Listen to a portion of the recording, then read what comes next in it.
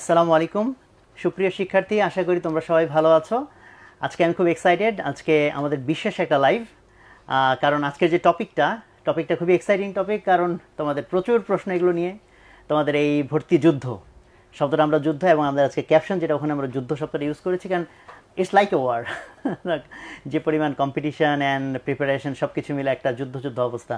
তো এই ভর্তি যুদ্ধের এই অবস্থার ভিতরে সবচেয়ে যে প্রবলেমের মধ্যে স্টুডেন্টরা থাকে, যে জিনিসগুলো নিয়ে তাদের ক্রাইসিস, সেটা তাদের মাইন্ড রিলেটেড, মাইন্ডের focus, tension, pressure, lot of things. তো এই একে তো হচ্ছে টপিকটা খুব এক্সাইটিং, আর তার চেয়ে বেশি এক্সাইটিং হচ্ছে আজকে এটা নিয়ে যিনি কথা বলবেন। তো আমার সাথে আছেন সাবিত রায়হান। আসসালামু আলাইকুম। ওয়ালাইকুম আসসালাম ওয়া রাহমাতুল্লাহ। সাবিত রায়হান ভাইকে তোমরা নিশ্চয়ই অনেকেই চেনো অলরেডি। তো তারপর আমি আরেকবার পরিচয় করাই দিই। সাবিত রায়হান হচ্ছেন বাংলাদেশের একজন খুব এখন এই মুহূর্তে জনপ্রিয় এবং দেশে বিদেশে এখন জনপ্রিয় একজন মাইন্ড ট্রেনার, এবং যে কারণে উনি বেশি বিখ্যাত হয়ে উঠেছেন সেই কারণে তোমাদের অনেকের জানা যে বাংলাদেশ ক্রিকেটারদের মধ্যে বেশ কয়েকজনের যে রূপান্তর, যে নাটকীয় রূপান্তর, ফর এক্সাম্পল তাসকিন যেভাবে সে ফিরে এসছে, বা শান্ত এবং আরও কয়েকজন, সেইটার পেছনের যে কারিগর তিনি হচ্ছেন সাবিত ভাই। এবং বিশেষ করে আমি যতদূর জানি যে তাসকিনকে উনি একবার কয়লার উপর দিয়ে হাঁটিয়েছিলেন, এই গরম কয়লা, দ্যাট ইজ আগুনের উপর দিয়ে। তারপরে ভিডিওটা খুব ভাইরাল হয়। তো যাই হোক, ওটা তো আসলে মূল বিষয় না। মূল বিষয়টা হচ্ছে যে মাইন্ডের উপর কাজ করে যেভাবে মানুষের প্রোডাক্টিভিটি বাড়ানোর পেছনে সাবিত ভাই কাজ করছেন, দিস ইজ রিয়েলি অ্যামেজিং। আর সেই সাথে এক্সট্রা আরেকটা পরিচয় আছে, আমি কিন্তু ওনার থেকেও মাইন্ড ট্রেনিং নেই। So he is also my productivity coach. So সেই দিক থেকে ইটস এ স্পেশাল রিলেশন, এবং আমি রিয়েলি অনার্ড যে সাবিত ভাই আজকে আমাদের এখানে সময় দিয়েছেন। তো যাই হোক, আমরা ভূমিকায় বেশিক্ষণ সময় না কাটিয়ে আমরা আমাদের মূল আলোচনাতে চলে যেতে চাই। সাবিত ভাই, যতটুকু বললাম এর মধ্যে আপনি কিছু যোগ বিয়োগ করবেন কিনা? না, আপনি মাশাআল্লাহ অনেক অ্যাপ্রিশিয়েট করেছেন, বেশি বলেছেন। Thank you for having me here in your platform. না, আলহামদুলিল্লাহ। তো ভাই, আমরা অ্যাকচুয়ালি যে জিনিসটা এই মুহূর্তে এখন ওদের ক্রাইসিস, যে ভর্তির এই সময়টাতে তো এত বেশি স্টুডেন্ট কিছু সিলেক্টেড ভার্সিটির সিলেক্টেড কিছু পজিশনের জন্য ওরা অ্যাকচুয়ালি এখন এফোর্ট দিচ্ছে। সো এই এফোর্ট দেওয়ার টাইমটাতে অ্যাকচুয়ালি ওদের প্রতি মুহূর্তে যে প্রবলেমগুলো হচ্ছে, যেমন প্রথমত প্রবলেম তার নিজেকে নিয়ে ক্রাইসিস, আইডেন্টিটি ক্রাইসিস, লাইক আমি তো ভাই পারবো না, হয়তো আমাকে দিয়ে হবে না, পারবো কি পারবো না। অথবা ধরেন অনেক রকম ডাইমেনশন, কেউ ঢাকার বাইরে থেকে আসছে, এই জীবনে প্রথম বাবা মাকে ছেড়ে ঢাকায়, সো এই পরিবেশের সাথে কীভাবে খাপ খাওয়াবে, আননোন পরিবেশ। অথবা ধরেন এতদিন যতটুকু সিলেবাস, যতটুকু সময় পড়ছে, এখন তার চেয়ে অনেক বেশি পড়া, অনেক অল্প সময়ে কাভার করা, এই সব কিছু মিলে তাদের যে ক্রাইসিসটা, এই ক্রাইসিসটার মানে ব্যাকগ্রাউন্ডটা কীভাবে আমরা অ্যানালাইজ করতে পারি, সো দ্যাট ওদের একটু হেল্প হয়, ওরা এই ক্রাইসিস থেকে একটু বের হয়ে আসার মতো একটা আশার আলো দেখতে পারে। অনেক গুরুত্বপূর্ণ একটি question for students of course. আপনি কোশ্চেনটা করতে করতে একটা জিনিস ভাবছিলাম, আমি আপনার দিকে তাকিয়ে শুনছি কথাগুলো আর ভাবছিলাম যে দেখেন, আইডেন্টিটি বিষয়টা বড় অদ্ভুত জিনিস। এটা কোরআনে একটা আয়াত আছে যে অমিন আয়াতিহি খালকুস সামাওয়াতি ওয়াল আরদ ওয়া ইখতিলাফু আলসিনাতিকুম ওয়া আলওয়ানিকুম, যে আসমান জমিনের যে সৃষ্টি, এটা আল্লাহর বড় নিদর্শন। আরেকটা নিদর্শন হচ্ছে মানুষের ভাষার তফাৎ হওয়া এবং রঙের তফাৎ হওয়া। দেখেন মাশাআল্লাহ, আপনি কত সুন্দর মানুষ। আমি বলছেন আমার পাঞ্জাবির কালার কন্ট্রাস্ট, আপনি সাদা পরে আছেন, আমি কালো পাঞ্জাবি পরে আছি। আবার ধরুন আমাদের নাম ডিফারেন্ট, আমাদের শৈশব ডিফারেন্ট প্লেসে আমরা শৈশব কাটিয়েছি, আমাদের টিচার্সরা ডিফারেন্ট, আমাদের ফ্রেন্ড সার্কেল ডিফারেন্ট, আমরা যেই এনভায়রনমেন্টে বড় হয়েছে এটা ডিফারেন্ট। আপনার লাইফের এক্সপিরিয়েন্স, আপনার লাইফের পড়াশোনা, আপনার জ্ঞান আমারটা ডিফারেন্ট। আপনার লাইফে যা কিছু ঘটেছে, আমার লাইফে যা কিছু ঘটেছে ডিফারেন্ট, তাই না? তো এখন স্টুডেন্টসদের যেটা হয় যে যখন অন্যের সাথে কেউ কম্পেয়ার করতে যায়, তখন কিন্তু আইডেন্টিটি ক্রাইসিসটা আরও ব্যাপকভাবে তাদের মাইন্ডে ঢুকে। যেমন আপনি কোশ্চেনের সময় বলছিলেন যে কেউ গ্রাম থেকে এসছে, তো সে যদি তার মাইন্ডে যদি চলতে থাকে আমি তো ওই গ্রামের ওখান থেকে এসছি, যার সাথে বসছি সে তো গুলশানে থাকে, অথবা সে বাড়িধারায় লাইক বিখ্যাত কলেজে পড়ালেখা করছে, এক্স্যাক্টলি। এইভাবে যখন সে কম্পেয়ার করতে থাকে, তখন আমি বলবো যে এটাও একটু কম্পেয়ার করা দরকার। যে সবাই একটু, আপনি যদি একটু ফিঙ্গারপ্রিন্টটা একটু দেখান যে আপনি এটা কম্পেয়ার করলে কখনো মিলবে বলুন? এখন 8 বিলিয়ন পিপল পৃথিবীতে, 800 কোটি মানুষের কারোরটাই তো মিলবে না।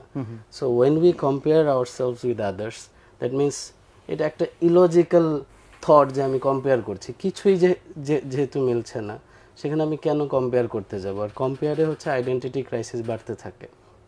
তো আমি যেটা বলবো যে যে পরিবেশ থেকে আসুক, যদি একবার একদম একদম ডেপথে গিয়ে চিন্তা করে যে আসলে তার মধ্যে আল্লাহ কত কিছু দিয়েছেন, তার আইডেন্টিটি, তার ভ্যালিউ, তার যে অস্তিত্ব, এইটার কত ভ্যালিউ, এটা কত দামি, কত ইউনিক।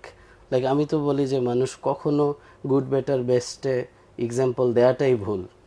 কিভাবে দেব, কিছুই তো মেলে না, সবাই ইউনিক। মানে গুড অ্যান্ড বেটার হলে তো আমাদের কম্পেয়ার করতে হচ্ছে, কম্পেয়ার করবোই কিভাবে, মিলে না তো কিছু। লাইক লাইক আপনি যদি চান যে এই 8 বিলিয়ন পিপলের মধ্যে আরেকজন সোহাগ আপনি দেখাবেন, সো আপনি তো ফেল করবেন, আপনি তো এখানে পারবেন না, কারণ আপনি ইউনিক একজনই আছেন। আমি সাবিত রায়হান, আমিও খুঁজে বেড়ালে আমি আরেকজন সাবিত রায়হান পাবো না। এরকম প্রত্যেকে যারা আজকে লাইভে দেখছেন যদি নিজেকে কোশ্চেন করেন যে আপনার মতো আরেকজন কে আছে, তখন সব মিলাতে হবে বসে বসে, একদম ডেপথে, ছোট ছোট, যে বাবার নাম, মায়ের নাম, গ্রাম, তারপরে স্কুল এক্সপিরিয়েন্স, লাইফে সব মিলাতে গেলে দেখা যাবে যে অলমোস্ট কোনো কিছুই মিলবে না। বাট সেখান থেকে ধরেন ওরা কম্পারিজন হয়তো যাচ্ছে না, বাট এখন তো কম্পারিজনের ক্ষেত্রটা হচ্ছে যে কে ফার্স্ট হলো, কে সেকেন্ড হলো, ওর চেয়ে আমি বেশি নাম্বার পেলাম কিনা, এইটা তো একটা কম্পারিজনের ক্ষেত্র অলরেডি। আমি একজন অ্যাথলেটের একটা এক্সাম্পল দিই। ধরুন মাইকেল জর্ডান, বাস্কেটবল প্লেয়ার, অনেক লম্বা, জি জি, তো লেজেন্ডারি বাস্কেটবল প্লেয়ার ছিলেন। তো তাকে একটা কোশ্চেন করা হয়েছিল যে আপনি লাইফে এত ওয়ার্ল্ড রেকর্ডস করেছেন, এত রেকর্ডস আপনার, সো আপনার তো অনেক প্রেশার হওয়ার কথা, মেন্টাল প্রেশার যাওয়ার কথা, যে কম্পিটিশন সবসময়, যেটা আপনি মাত্রই কোশ্চেন করলেন যে সবসময় কে ফার্স্ট হলো, সেকেন্ড হলো, কম্পিটিশন চলছে। তো অ্যাথলেটসদের এটা তো কম্পিটিশনই হচ্ছে কে ফার্স্ট হবে, কে সেকেন্ড হবে, ওখানে আরো প্রকট এবং একদম একটা টাইম ফ্রেমের মধ্যে, যে এই সময়ের মধ্যে এত স্কোর করতে হবে, তারা আরো অনেক বেশি প্রেসারে থাকে, চতুর্দিকে ক্যামেরা থাকে। এরকম একটা অবস্থায় তাকে কোশ্চেন করা হয়েছে যে আপনার মেন্টাল থট প্রসেসটা কি। তো উনি বলেছেন, আই নেভার কম্পিটেড, আমি কখনো কম্পিটিশনই করিনি কারোর সাথে, I always did better then what I did yesterday. তো মানে কম্পারিজনটা করেছে নিজের সাথে, এক্স্যাক্টলি। তখন এই কম্পারিজন কিন্তু তার আইডেন্টিটি বাড়াচ্ছে প্রতিদিন। যদি লাইক 1% কারো ইমপ্রুভমেন্ট হয়, তাহলে কিন্তু 365 দিনে 365% তার ইমপ্রুভমেন্ট হলো নিজের সাথে কম্পেয়ার করার কারণে। কিন্তু যদি এমন হয় যে আরেকজনের সাথে কম্পেয়ার করছে, প্রতিদিন তার 1% করে ডিপ্রেশন বাড়ছে, ইমপ্রুভমেন্ট না, ডিপ্রেশন বাড়ছে। সো যদি কোশ্চেন করা হয় যে তাহলে কম্পিটিশনটা কি unhealthy practice? Yes, unhealthy practice if it's with others, against others, but very good practice if it's with me, যদি নিজের সাথে হয়, ভেরি হেলদি প্র্যাকটিস।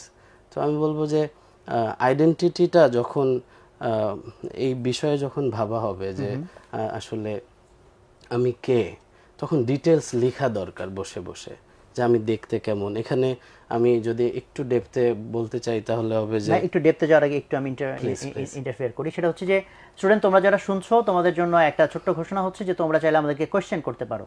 সো তোমরা প্রশ্নগুলো পাঠাতে থাকো, আমরা যে রিলেটেড আলোচনা করছি সেটার সাথে মিলিয়ে অথবা এর বাইরেও তোমার এই রিলেটেড কোনো ক্রাইসিস সেরকম যদি থাকে, তোমরা কোয়েশ্চেন পাঠাতে থাকো। আমরা কিছু সিলেক্টেড কোয়েশ্চেন আমাকে এখানে অ্যাসিস্ট করার জন্য আছে যারা, ওরা আমাদেরকে দিলে আমরা ইনশাআল্লাহ দু একটা প্রশ্ন নিব। ঠিক আছে? জি জি ভাই, যেটা বলতেছিলাম। Thank you.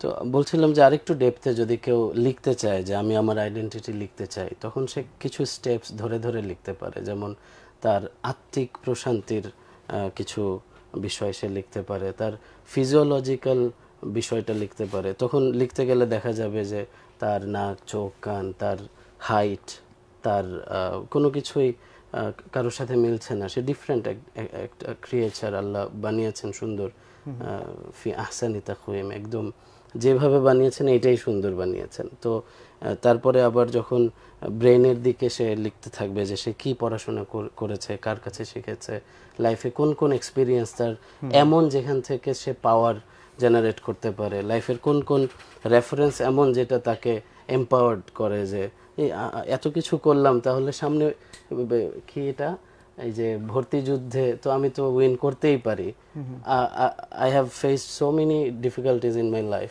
সো সামনে যেটা আসতেছে এটা আই ক্যান ফেস ইট। তো এই যে যখন সে লাইফ থেকে লিখতে থাকবে যে আমি কি কি করেছি, ছোট ছোট অর্জনকে অ্যাপ্রিসিয়েট করবে। আবার ধরুন তার প্রভাব কার কার লাইফে পজিটিভলি পড়েছে এগুলো লিখবে। যখন ডিটেলসে কেউ লিখতে থাকবে তখন কিন্তু তার মাইন্ড খুলতে থাকবে, যে দ্যাট মিনস আমার পটেনশিয়ালস অনেক অনেক স্টুডেন্ট যখন লিখবে তখন কি ধরেন তার অ্যাচিভমেন্ট ধরেন লিখলো, সেটা তাকে তো পজিটিভলি ইন্সপায়ার করতে পারে। আবার তার ফেইলিউরগুলো যদি লিখতে থাকে তাহলে সেটা আবার তাকে একটু ডিমোরালাইজ করতে পারে কিনা। সুন্দর কোশ্চেন। এখানে একটা কথা আছে যে there's no failure, only feedback. তো এইটা যদি কেউ থট প্রসেসে নেয় যে ওকে, যেই বিষয়গুলোকে আমি এতদিন ফেইলিয়ার মনে, কথার কথা যে আমি এইচএসসি রেজাল্ট বা এসএসসি রেজাল্ট আমার খারাপ হয়েছিল, জি, তাহলে ওখান থেকে সে ফিডব্যাক নেবে যে কি কি কারণে আমার খারাপ হয়েছিল, যেই প্রসেস আমি তখন ফেল করেছি সেম প্রসেস এখন আমি ফলো করছি না, বিকজ প্রসেস ইকুয়ালস রেজাল্ট। তো same process same result. Like আমি একটা সিম্পল এক্সাম্পল দিই সবসময়, যে যেই প্রসেসে ডিম ভাজি হয় ওই প্রসেসে যুগের পর যুগ ধরে ডিম ভাজিই হবে, ভুনা হবে না। সো এখন আগে যেই প্রসেসে ফেল করেছে ওই প্রসেসে নেক্সট টাইম ফেলই করবে। তো ডিম ভুনা করতে চাইলে প্রসেস চেঞ্জ করতে হবে, তার দেখতে হবে স্ট্র্যাটেজি কোথায় বদলানো যায়, কোথায় কোথায় ভুল ছিল, কোথায় ভুল ডিসিশন ছিল। That means failure is a teacher. ফেলিয়ারটা তাকে শেখাচ্ছে, ফিডব্যাক দিচ্ছে যে এটা ভুল করেছিলে, এখান থেকে তুমি বের হয়ে আসো, তুমি নতুন প্রসেসে আসো, নতুন রেজাল্টের দিকে যাও। সো তাহলে ওই ফেলিয়ার তাকে ডিপ্রেশন দিবে না, ফেলিয়ার তাকে লার্নিং দিবে, তাকে গুড মেসেজ দিবে। সো যতটুকু আলোচনা হলো এখানে কিন্তু বারবার যে জিনিসটা আসতেছে সেটা কিন্তু রিলেটেড টু মাইন্ড। সে কি ভাবতেছে, কি মনে করতেছে, কেমন ফিল করতেছে। তো আমি এই কোশ্চেনটা এখান থেকে নিতে চাই যে এই ক্রিকেটারদের ক্ষেত্রে, যেমন তাসকিন, সে লম্বা একটা সময় পারফরমেন্সে ছিল না, তারপর আপনি তার উপর কাজ করলেন যখন। সো মানুষ যখন মনে করে যে ভাই ওটা তো একটা ফিজিক্যাল খেলা, যে কে কত মাসল বিল্ড করছে, কে কত নাইসলি বল থ্রো করতে পারে, বা এর মধ্যে মাইন্ডের এমন কি আছে। অ্যান্ড সেই জিনিসটাকে আমি এখানে টেনে আনতে চাই। কেউ একজন মনে করতেই পারে যে ভাই বই নিয়ে বসে সারাদিন পড়ালেখা করব, মাইন্ডের আবার বিষয় কি আছে এখানে। আচ্ছা, অনেক গুরুত্বপূর্ণ কোশ্চেন, মানুষ যেমন কোশ্চেন তেমন মাশাআল্লাহ। আচ্ছা, যদি আমাদের ট্রেনিং এ তো প্র্যাকটিক্যাল অনেক ডেমো দেখানো হয় যে আমাদের mind and body work together, যে বিষয়টা এখন কি আছে কোনো লাইভে ডেমো টেমো দেখানো যাবে? ওকে, একটা আমরা ট্রাই করতে পারি। হঠাৎ যেহেতু আপনি বলেছেন, আপনি একটু যদি এইভাবে হাতটা মুষ্টিবদ্ধ করেন, হ্যাঁ, দুই হাত, এন্ড দেন ডান হাতের থাম্ব বের করেন কাইন্ডলি, বাম হাতের লিটল ফিঙ্গার, বাম হাতের। আচ্ছা, হ্যাঁ, এবার সুইচ করে দেন এইভাবে একই মোমেন্ট। আচ্ছা, হচ্ছে না, একটু দেখেন, এই যে 1 2, এই যে আমি সামনে দেখাচ্ছি, এই যে যারা লাইভে আছেন একটু ট্রাই করতে পারেন। 1 2 1। কিন্তু এটা এখন পাজলড হয়ে যাচ্ছে না? কিন্তু এখন যদি আমরা শুধু থাম্ব বের করেন, কত আরাম, কোনো প্রবলেম নেই। আবার শুধু লিটল ফিঙ্গার। বিষয়টা হচ্ছে আমাদের ব্রেনের, আমাদের যে এই যে ব্রেনের দুইটা হেমিস্ফিয়ার থাকে। You can try. Okay,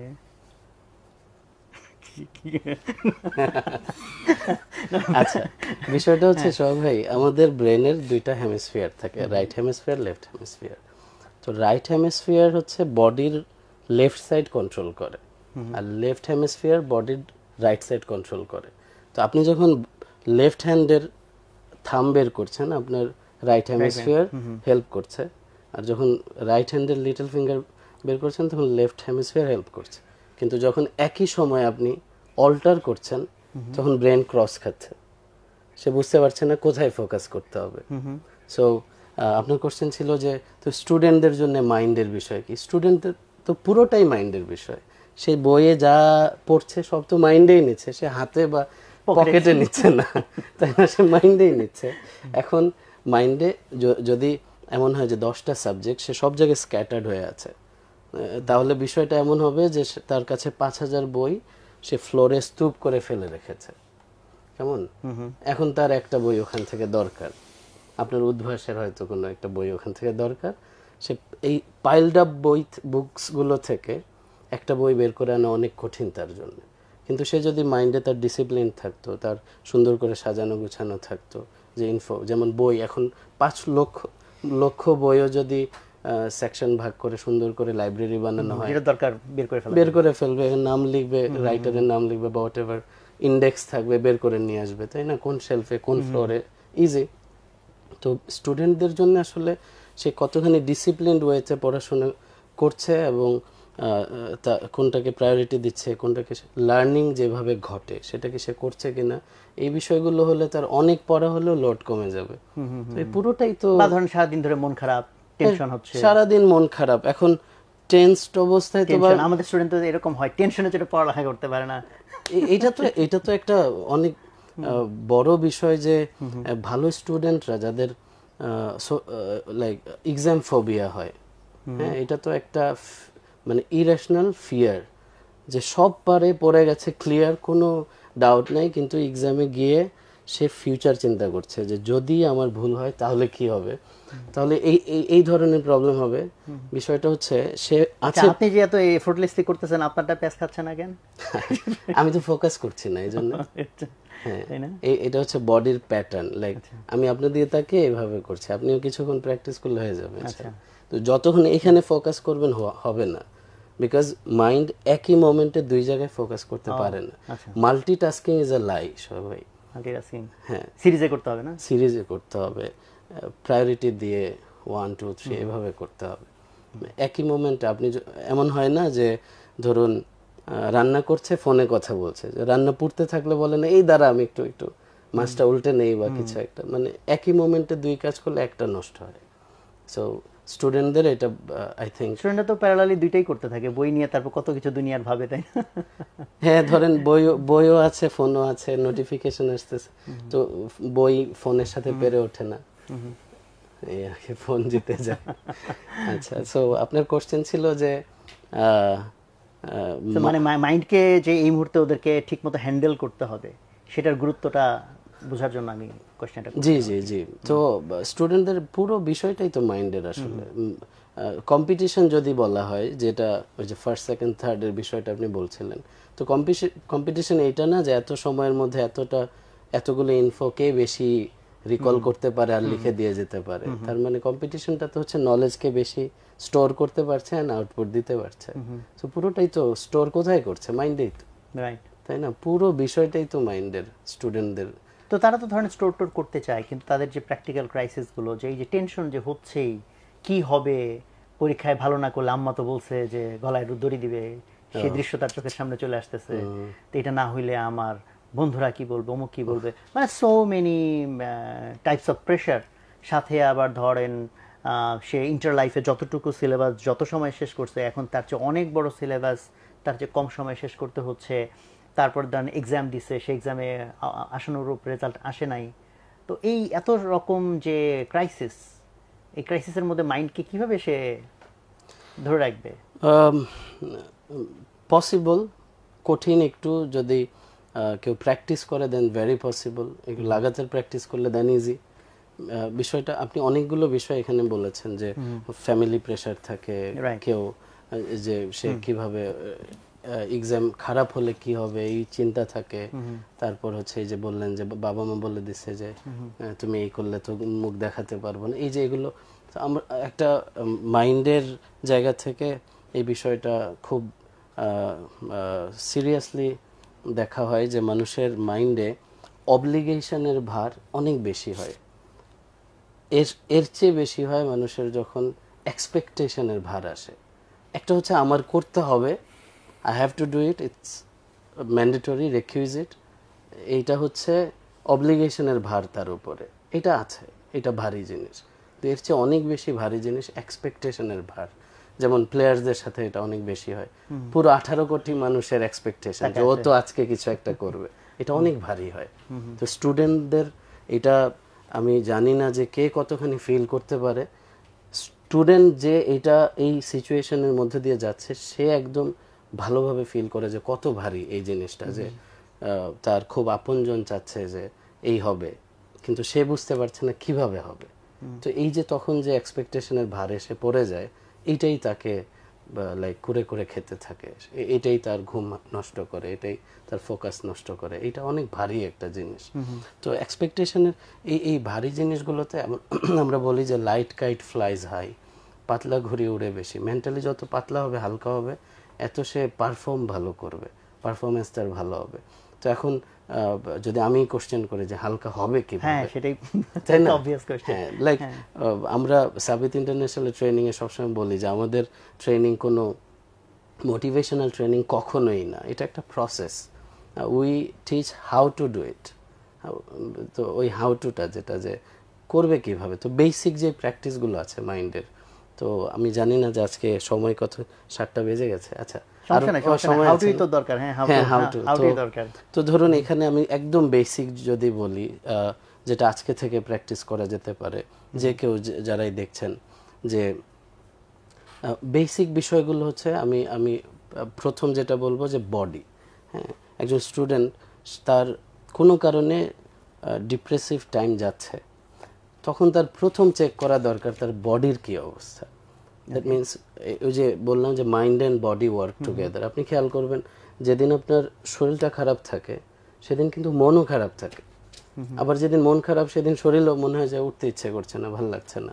that means একটা আরেকটাকে সাপোর্ট করে, আবার একটা আরেকটাকে ডাউনও করে। তো mind and body work together. সে প্রথম চেক করবে বডির কি অবস্থা, তার মেরুদণ্ডের কি অবস্থা। দেখবেন যখন কারো মন খারাপ থাকে তখন এই সামনে এসে এভাবে, হ্যাঁ এভাবে থাকবে, একদিকে হেলান দিয়ে পড়ে থাকবে, সামনে ঝুঁকে থাকবে, এভাবে কপাল এভাবে রাপ করবে। তো এগুলো হচ্ছে তার বডি মেসেজ দিচ্ছে যে টেনশন যেন আরো বাড়ে। বডি টেনশনকে, আপনার একটা কথা সুন্দর, একদিন আমাদের কথা হচ্ছিল যে বডি অ্যান্টেনার মতো। হ্যাঁ, আপনি যে কাউকে যদি এইভাবে ট্রাই করেন যে আচ্ছা আপনি সামনে ঝুঁকে থাকেন আর কিছু একটা চিন্তা করেন, ঠিক আছে আমরা ডেমনস্ট্রেট করি, স্টুডেন্টরা ট্রাই করে দেখতে পারে। হ্যাঁ, আমি জানি না মানে এইভাবে লাইভ আমরা রেসপন্স নিতে পারবো। ওকে, রেসপন্স নেওয়া যাবে, তাই না? হ্যাঁ, রেসপন্স নেওয়া যাবে। সো আমি বলবো যারা দেখছেন একটু সামনে ঝুঁকে এইভাবে কপালে রাব করে কিছু একটা চিন্তা করেন, হোয়াটএভার, যেটা আপনার ইচ্ছা, কিছু একটা এইভাবে চিন্তা করতে থাকেন। স্টুডেন্টরা সবাই একটু ফলো করো, যে সবাই এরকম করো, এরকম করে মাথা এরকম করো।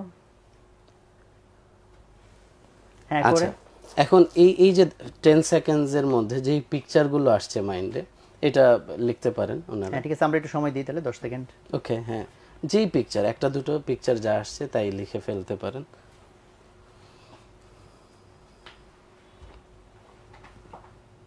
সাইম একটু হেল্প করো আমাদের, একটু রেসপন্সগুলো দেখে আমাদের একটু বলো কি ধরনের রেসপন্স আসছে। লাইভ হচ্ছে তো একটু ল্যাগ থাকবে, সো আসতে হয়তো একটু সময় লাগবে। শিওর।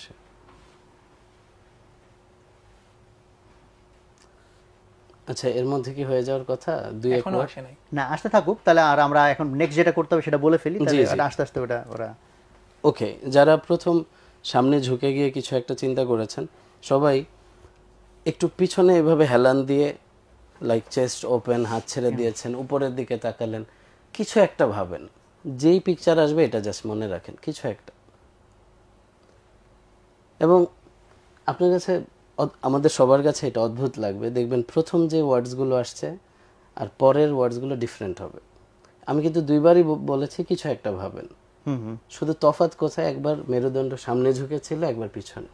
রাইট, একবার এরকম ছিলাম, একবার এরকম। হ্যাঁ, ধরুন যখন কেউ পিছনে যায় তখন তার আসবে পাখি উঠছে বা আকাশ, মেঘ যাচ্ছে। এক্স্যাক্টলি, আমি যখন এরকম তাকাইছি আমার আকাশ মনে হয়েছে। এই যে দেখেন, কিন্তু সামনে যখন ঝুঁকেছিলাম তখন সাজিকার পিকচার দেখার সময় পাইনি, ততক্ষণে ইন্টারঅ্যাক্ট করতে গিয়ে আর পিকচার দেখতে পারিনি। বাট এই সময় হচ্ছে তো সোহাগ ভাই, আপনাকে তো আমি আকাশ দেখতে বলিনি, আপনি আরে ভাই উপরে তাকালে তো আকাশই দেখবো, তো এখানে তো সিলিং আছে। তা অবশ্য ঠিক, তাই না? এটাই, লাইক বডি যখন পশ্চার চেঞ্জ হয়, মানুষের থট চেঞ্জ হয়। তো এখানে কয়েকটা বিষয় আমরা এখন থেকে প্র্যাকটিস করতে পারি। ডিপ্রেশন কাউকে যদি মানে পেয়ে বসে, তখন নর্মালি কি হয়, সে ফিজিক্যালি স্লো হয়ে যায়, আস্তে আস্তে হাঁটে, আস্তে আস্তে কারোর সাথে কথা বলে, কিছু একটা নিয়ে নড়তে চায় না, এরকম হয়। তো প্রথম সে কি করবে, ফাস্ট মুভমেন্টের প্র্যাকটিস করবে, একটু দৌড় দিবে, নয়তো একটু ইচ্ছা করে বডিকে ফোর্স করবে, ফাস্ট কোনো কার্ডিও করবে, সাইক্লিং করবে, নয়তো সুইমিং করবে, নয়তো একটু দৌড় দিবে, লাইক এরকম। হ্যাঁ, বা একটু জোরে জোরে কথা বলবে, এক্সাইটমেন্টের সাথে, একটু এক্সাইটমেন্ট, লাইক বডিতে ফাস্ট কোনো মুভমেন্ট থাকবে। তো এতে করে তার ওই যে বডির যে জড়তাটা, এটা কেটে যাবে ইনশাআল্লাহ।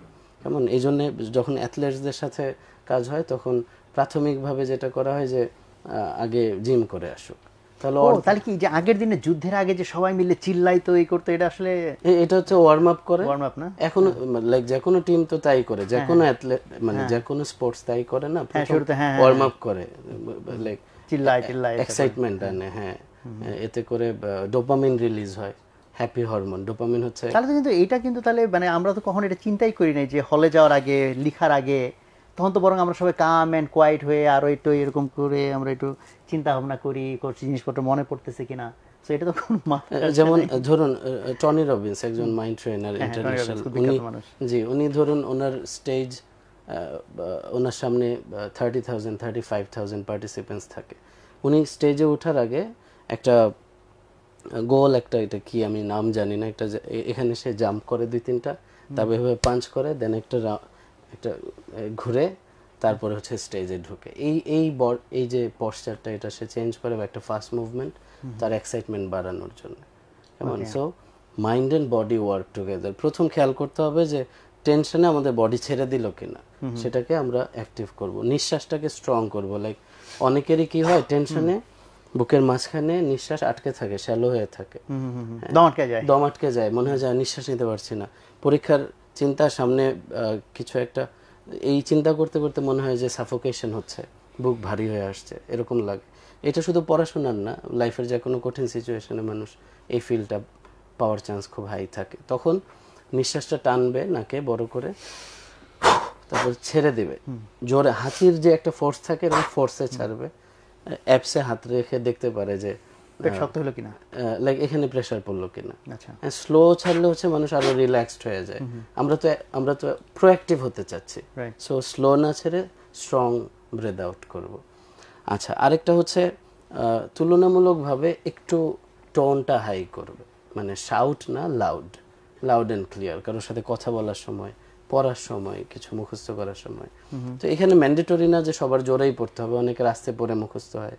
মানে এখানে তফাৎটা হচ্ছে যে যারা অডিটরি তাদের সাউন্ডে তাড়াতাড়ি মুখস্থ হয়, যারা ভিজুয়াল তারা দেখে তাড়াতাড়ি মুখস্থ হয়। তো এটা ভ্যারি করে।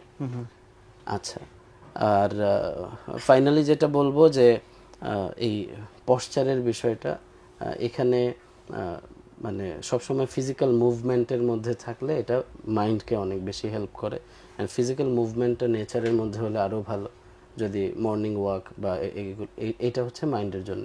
এটা বেসিক বললাম। তারপর হচ্ছে আমরা যদি ফোকাসের বিষয়ে আসি, ফোকাসটা হচ্ছে, মানে এটি তো সবচেয়ে বড় চ্যালেঞ্জ ওদের, যে ভাই মন তো এক জায়গায় থাকে না, আকাশে বাতাসে ঘুরে বেড়ায় গ্রহ নক্ষত্রে। হ্যাঁ, এক জায়গায় ধরে এনে কিছুক্ষণ থাকার পর আবার চলে যায়। তো ফোকাসের বিষয়টা তো অনেক ব্যাপক একটা টপিক, এটা সারাদিন ধরে আমাদের ট্রেনিং হয়। বাকি আমি খুব সংক্ষেপে বেসিক যেই বিষয়গুলো না হলেই না, এবং যেটা হলে আবার প্র্যাকটিস এখন থেকে শুরু করা যাবে, এইটুকু বলি। মানে কিছু প্র্যাকটিস অন্তত ওদের, এক্স্যাক্টলি, হ্যাঁ, যেন আজকে থেকে প্র্যাকটিস শুরু করা যায়। হ্যাঁ, লাইক আইডিয়া না, কিছু প্র্যাকটিস। তো ফোকাস, যদি আমরা নিজেকেই কোশ্চেন করি যে ফোকাস বিষয়টা কি আসলে, তো আমাদের এক একজনের এক এক রকম ডেফিনেশন থাকে, বা দেখা যায় আমরা ভিন্ন সেন্টেন্সে বলি, হয়তো কথা একই।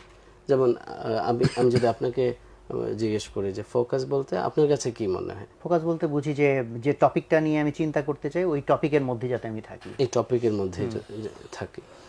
সুন্দর কথা। এখন যদি আরো স্পেসিফিক করতে যাই, এটা স্টুডেন্টদের জন্য অবশ্যই অনেক বেশি গুরুত্বপূর্ণ, যে ফোকাস সমান সমান পিকচার। কেমন? আপনি ধরুন শীতের সকালে একটা মাঠে কুয়াশার মধ্যে, এই যে এখানে বড় বড় আপনার দামি দামি ক্যামেরা, এই ক্যামেরা নিয়ে গেলেন, খুব ভালো লেন্স, এই কুয়াশার মধ্যে যদি ফোকাস করতে চাওয়া হয়, তাহলে কি ফোকাস করা যাবে? মানে ফোকাস করা যাচ্ছে না, কারণ ওখানে একটা স্পেসিফিক অবজেক্ট নাই যেটা শেপ বোঝা যায়, ব্লারি হয়ে ফোকাসড হবে না। কিন্তু ওখানে যদি একটা ছোট্ট চারা গাছ থাকে যেটা শর্ট ডিস্টেন্সে দেখা যাচ্ছে, এবার ফোকাস করা যাবে, তাই না? সো দ্যাট মিনস একটা অবজেক্ট যেটাকে আঁকা যায়, যেটাকে এক্সপ্লেন করা যায়, যেটাকে ধরা যায়, এইরকম একটা অবয়ব লাগে ফোকাসের জন্য। আপনি যেমন আপনি যদি ওয়ার্ডস চিন্তা করেন, তাহলে হচ্ছে যেমন অ্যাপল বলার সাথে সাথে আমরা পিকচার পেয়েছি, তাই না? অ্যাফেকশনেট, এবার কি পেয়েছে? মা আর বাচ্চা আসছে। দেখেন মা কিন্তু আলাদা নাউন, অ্যাফেকশনেটের পিকচার পেয়েছে, মানে হ্যাঁ, মানে ওই নাউন্স গুলা দিয়ে আইডিয়াটা মাথায় আসছে। হ্যাঁ এক্স্যাক্টলি, অন্য নাউনের হেল্প লাগছে না। Right right. অ্যাডজেক্টিভের কিন্তু সরাসরি পিকচার পাইনি আমরা। আমি বললাম বিগ, কি পিকচার আসছে? না, পিকচার এখন এসে সারে নাই, বড় কিছু। এক্স্যাক্টলি, কারণ এটা অ্যাডজেক্টিভ, এটার পিকচার নাই। এই জন্য আল্লাহ তাআলা তো যে ও আল্লামা আদমাল আসমা কুল্লাহা, আদম আলাইহিস সালামকে আল্লাহ তাআলা সব নাম শিখিয়েছেন, নাউনের পিকচার আছে। এমন হতে পারতো না ও আল্লামা আদমাল আফআলা কুল্লাহা, সব ভার্ব শিখিয়েছেন। সো আসলে আমি এটা দলিল বলছি না, জাস্ট কথার সাথে ম্যাচ করলো তাই বলে ফেললাম। তো বিষয়টা হচ্ছে স্টুডেন্টদের এটা খুব জরুরি যে সে যেটা পড়ছে ওই সাবজেক্টের বা ওই টপিকের পিকচার তার মাইন্ডে কি আছে, সেটাকে সে এক্সপ্লেন করতে পারে কিনা। একবার যদি কোনো কিছুর পিকচার সে নিতে পারে তাহলে মাইন্ড ওইখানে খুব ইজিলি ফোকাস থাকে, মনেও রাখে। কিন্তু থিওরি পড়তেছে, কমপ্লেক্স সব থিওরি, ওটার পিকচার কিভাবে জেনারেট করবে? বা নিউটনের সূত্র পড়তেছে, ইটস অ্যান আইডিয়া বা একটা কেমিক্যাল রিয়াকশন, তো পিকচারটা কিভাবে সেট করবে? এই কেমিক্যাল রিয়াকশনের কি 3D মুভি বা 3D কিছু বানানো সম্ভব কি সম্ভব না? মেবি, মানে কেমিক্যাল অনেক কিছু আছে যেগুলোর 3D মডেল আছে, বা হ্যাঁ যেতে পারে।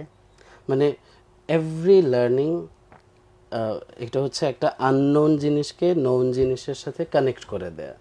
তো স্টুডেন্ট যদি এই কোশ্চেনটা নিজেকে করে, বলতে বলতে আমার একটা জোকস মনে পড়লো। ওই নিউটনের সূত্র আছে F = ma। জি জি জি, তো F মানে ফোর্স আর m হচ্ছে ভর অ্যান্ড a হচ্ছে এক্সেলারেশন। জি জি, এটা ইকুয়েশন। তো আমি একবার একটা জোকস দেখছিলাম যে একটা ছাগল ওকে লাথি মারছে, ছাগলটা ম্যাঁ করে উঠেছে। বলছে যে এটা দিয়ে মনে রাখবা, লাথি মারছে ফোর্স আর ম্যাঁ করছে ma। এক্স্যাক্টলি। এই যে আপনি এক্সাম্পলটা দিলেন, এতে করে সহজ হয়ে গেল না বোঝা? এটা তো তার মাইন্ড, এই যে আপনি বলার কিন্তু সময় এটা তো ধরেন এত পিকচার সে কোথা থেকে কেমনে জেনারেট করবে? একটা পিকচার জেনারেট করতে 13 মিলিসেকেন্ড টাইম লাগে। যেমন কেউ যদি পিকচার জেনারেট করতে অভ্যস্ত হয়, সে তো পরে মুখস্থ করা তার হচ্ছে মেইন টেনশন থাকবে না, সে আনন্দে থাকবে যে তার পিকচার জেনারেট হচ্ছে। এটা জাস্ট অভ্যস্ততার বিষয়। সে সবসময় নিজেকে কোশ্চেন করবে এটা কিসের মতো। সো তার যেই সাবজেক্ট পড়ছে বা যেই বিষয়টা পড়ছে, যেমন ধরেন যে নিউটনস ল, আমাদের এটা হয়তো অনেক ডেমনস্ট্রেট করতে হবে, আদারওয়াইজ অনেকে হয়তো আইডিয়াটা ঠিক গ্র্যাপ করে সারতে পারবে না। যেমন নিউটনের প্রথম সূত্র বলতেছে যে একটা স্থির বস্তু যদি কোনো বাহ্যিক আমি ফোর্স না দিই, ধাক্কা ধুক্কা বা কোনোভাবে, তাও স্থিরই থাকবে। আর যেটা গতিশীল আছে ওকেও যদি আমি ডিস্টার্ব না করে সারা জীবন গতিশীল থাকবে। জি। সো হ্যাঁ, এটা বলতে বলতে সেটা পিকচার আসছে না? এই পিকচার যতক্ষণ না আসবে সে ধরেন এই সেম সাবজেক্ট চাইনিজ ল্যাঙ্গুয়েজে শেখার চেষ্টা করার মতো হবে, কারণ ওই ল্যাঙ্গুয়েজের কোনো পিকচার তার মাইন্ডে নেই, এটা তার মাইন্ডে যেমন ঢুকবে না। যত এই যে আপনি বলতে বলতে কি এই যে কি বলে এটা ছায়াপথ এই ঘুরতেছে সব, এগুলো কিছু আসছিল মাইন্ডে নাকি? না, আমি এটা বল চিন্তা করছি। বল চিন্তা করছিলেন, ঘুরছে এরকম মুভমেন্টে আছে। এই যে লাইক যখন মানুষের মাইন্ডে পিকচার চলে আসে তখনই তার এটা লার্নিং ঘটে। কিন্তু এই পিকচার চিন্তা করতে গিয়েও সে ডিফোকাসড হয়ে যেতে পারে না। পিকচার চিন্তা করতে গিয়ে সেই বল থেকে চলে গেল সে অন্য একটা টপিকে, মেসি বলের মধ্যে কেমনে লাথি মারছে শুরু করে।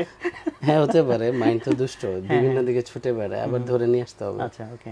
The more you practice the better you get in it, তাই না? তো আমি মূলত যেটা বলতে চাচ্ছিলাম যে যদি যে কোনো সাবজেক্ট, যে কোনো টপিক, যে কোনো বিষয় পড়ার সময় স্টুডেন্টরা নিজেকে কোশ্চেন করে যে আমি এটা এখন যেটা পড়ছি এটা কিসের মতো, একটা ম্যাটাফর অ্যাড করে, একটা এক্সাম্পল অ্যাড করে যে এইটা স্যান্ডউইচের মতো, এইটা ওই যে আপনি বললেন লাথি আর ছাগলের মতো, এইটা ওই বলের মতো, কিছু না কিছু সে দূর দূর থেকেও কানেক্ট করতে পারবে। এই কানেকশনটা যখন ঘটবে তখনই লার্নিংটা হয়ে যাবে।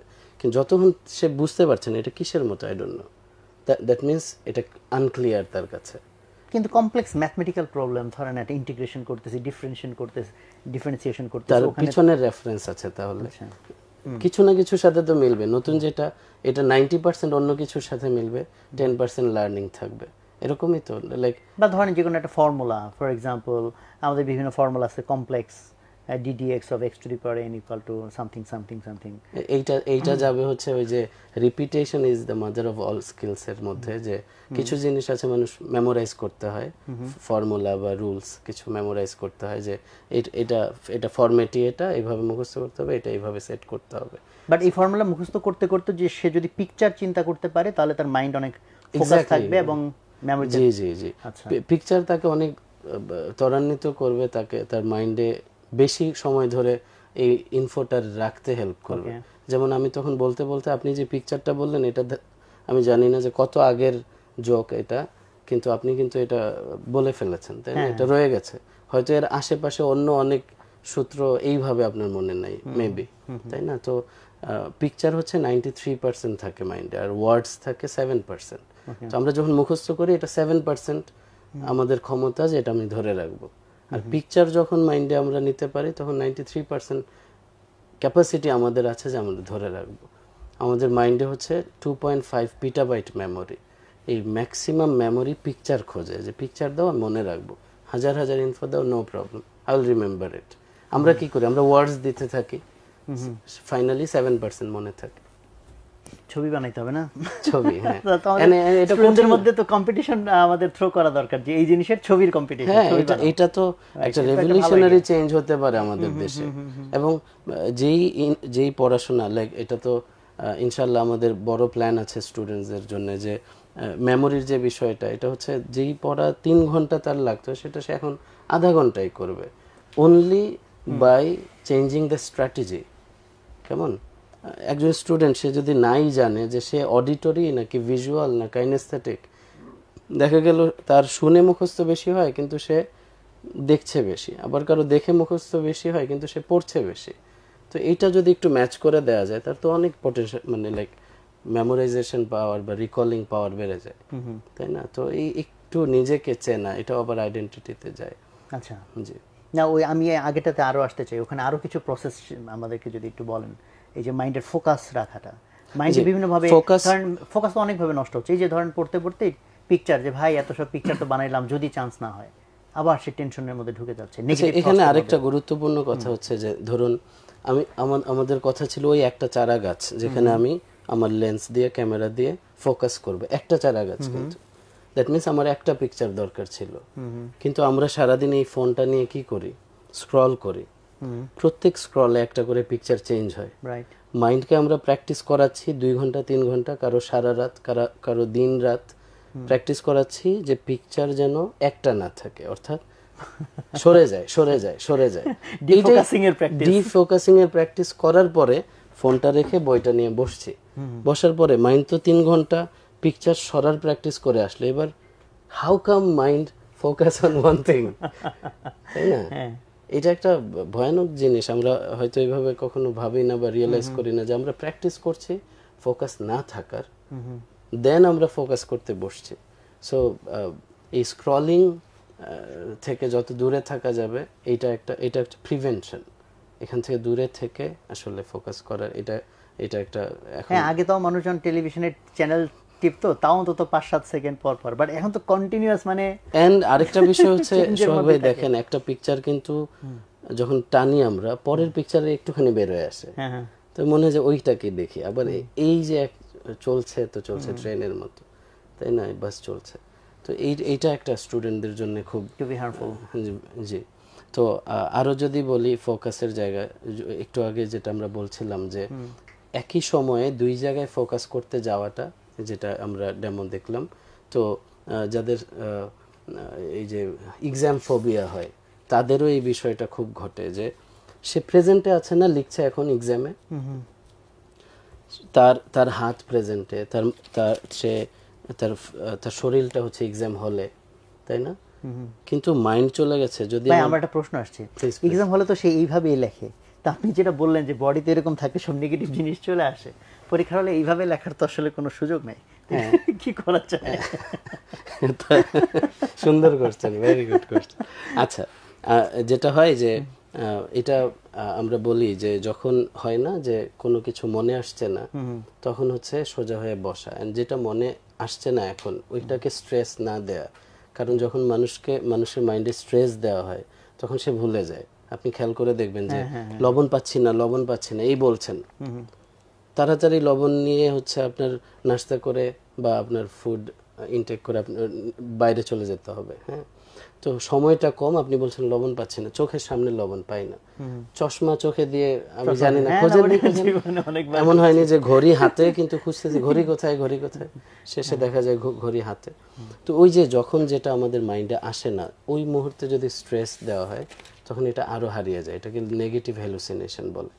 তো এই যে স্টুডেন্টদের যখন এই বিষয়টা আসে তখন তাদের জন্য ভালো হচ্ছে একটু সোজা হয়ে বসা, এক সেকেন্ডের জন্য সোজা হওয়া, নিঃশ্বাস স্বাভাবিক করা, এন্ড যদি সম্ভব হয় ওই জায়গাটাতে একটু ফাঁকা রেখে সামনে যাওয়া, এটাকে ছেড়ে রাখা যায়, এটা পরে আসতেছে। যে টপিকে ছিলেন, সরি আমি ইন্টারাপ্ট করছি।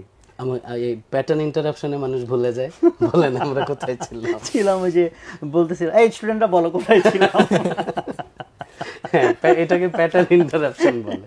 হ্যাঁ, এটা বাচ্চাদের ফোকাস নষ্ট করার জন্য আমরা করি, কেমন একটা কিছুতে ফোকাস আমরা বলি আমরা ডেমনস্ট্রেট করলাম না। আচ্ছা, হ্যাঁ বলতেছিলেন যে পরীক্ষার হলে লিখবে। হ্যাঁ, আমি বলছিলাম যে সে প্রেজেন্টে আছে, তাই না?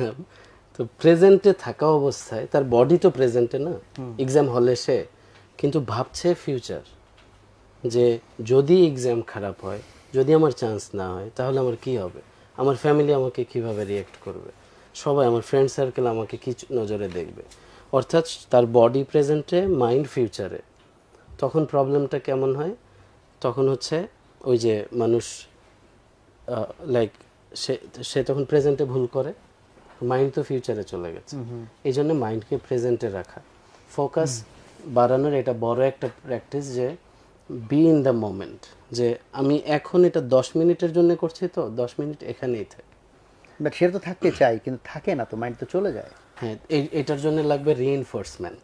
কেমন রিইনফোর্সমেন্ট হচ্ছে একদম ছোট্ট থেকে প্র্যাকটিস শুরু করা। যেমন কেউ নিজেকে কোশ্চেন করলো যে আমার যে ফোকাস চলে যায় কয় সেকেন্ড পরে চলে যায়, তো দেখা গেল 5 সেকেন্ড ফোকাস থাকে, তো 5 সেকেন্ড তার পুঁজি, তার টার্গেট থাকবে আমি 7 সেকেন্ড 8 সেকেন্ড ফোকাস রাখবো।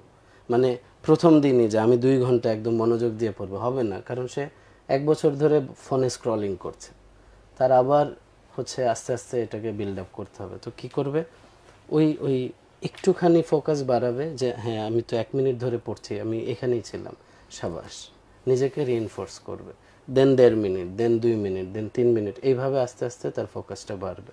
সো আমরা বড় যে টার্গেট নিয়ে ফেলি, এটা আরেকটা অব্লিগেশনের ভার বা আমাদের উপরে চাপিয়ে নেওয়া আর কি। এইটা না করে যে ছোট্ট ছোট্ট চপ আপ করে করে, যে আমি আজকে 15 মিনিটই পড়ি, ফোন বন্ধ রেখে একদম বইয়ের সাথে এখানে টপিকের সাথে থাকি 15 মিনিট, তারপরে উঠে যাব।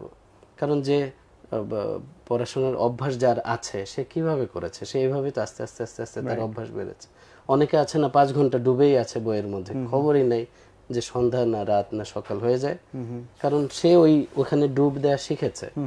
যে পারছে না সে আস্তে আস্তে সাঁতার কাটা শিখবে, সে প্রথমে তো ঝাঁপ দিবে না। তো এই একটু একটু করে চপ আপ করতে হবে। আলহামদুলিল্লাহ। এনিথিং এলস, আর কি করা যেতে পারে?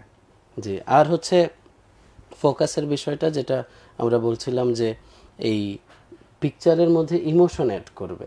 যেমন একজন স্টুডেন্ট কেন পড়াশোনা করে, যদি এটা হয় যে আমার রেজাল্ট ভালো করতে হবে, তো এইটা তাকে হয়তো অতখানি টানবে না যতখানি তাকে টানবে রেজাল্ট ভালো হওয়ার পরে সে যে ক্যাম্পাসে যাচ্ছে ওই ক্যাম্পাসটা দেখতে কেমন, সেখানে তার সার্কেলটা কেমন, তার লাইফটা ওখানে কিভাবে গড়লো, দেন তার বাবা মা খুশি হলো, জড়ায় ধরলো, প্রাউড ফিল করলো। এই যে সব ইমোশনগুলো যখন মানুষ এক জায়গায় করে একটা পিকচারের মধ্যে, তখন হচ্ছে এই পিকচারটা তাকে টানে। বাট এই পিকচারটা তো তার গোলের পিকচার, এটা তো কন্টেন্টের পিকচার না। ঠিক হ্যাঁ, না ওই আমরা তো কন্টেন্টের কথা বলছিলাম, তো কন্টেন্টে যে সে বসে থাকবে, যেমন কন্টেন্ট থেকে তার ফোকাস কোথায় যাচ্ছিল, গেমসে অথবা যাচ্ছিল ফ্রেন্ডসদের আড্ডায়, কারণ কি ওগুলো তাকে বেশি ডোপামিন রিলিজ করায়, তার বেশি হ্যাপি ফিল হয়।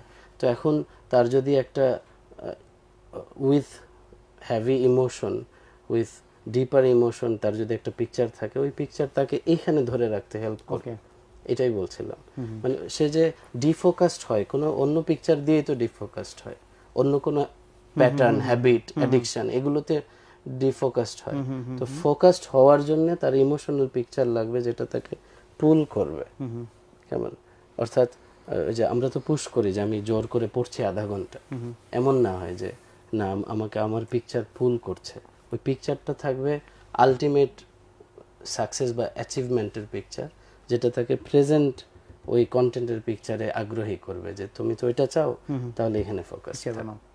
আমি একটু 1 মিনিট আর একটা দিই, আর দু একটা প্রশ্ন একটু নিব, তারপরে এখানে আবার আসবো। স্টুডেন্টরা, তোমাদের জন্য আরেকটা ঘোষণা হচ্ছে যে আমরা এখানে আজকে যা শিখতেছি তোমরা এগুলোকে নিজেদের মতো সুন্দর করে গুছিয়ে আমাদের এখানে কমেন্ট সেকশনে দিবা। এখান থেকে ভালো কিছু কমেন্ট যাদের খুব নাইসলি যারা আর্টিকুলেট করতে পারবা তাদেরকে আমরা খুঁজে কিছু গিফট পাঠাবো। তো এই জন্য প্রথমত গিফট হচ্ছে তুমি সুন্দর করে এটা আর্টিকুলেট করলে, লিখলে, তোমার নিজের লার্নিংটা বেটার হলো। বাট এর বাইরেও আমরা তোমাদেরকে কিছু গিফট পাঠাতে চাই ইনশাআল্লাহ, অন্তত 10 জনকে। তো সেই জন্য তোমরা মনোযোগ দিয়ে শোনো ভাইয়া কী কী বলতেছে, অ্যাকশনেবল প্ল্যানস যেগুলো মেনলি কী কী করলে তোমার এই ফোকাস বেটার হবে, পড়ালেখাটা বেটার হবে। ঘোষণাটা একটু দিয়ে নিলাম। জি জি জি। এরপরে যদি এরপরে হচ্ছে এখানেই আমি আরো চাই যে আরো কিছু টিপস আপনি শেয়ার করেন ফোকাস কিভাবে বাড়াবে।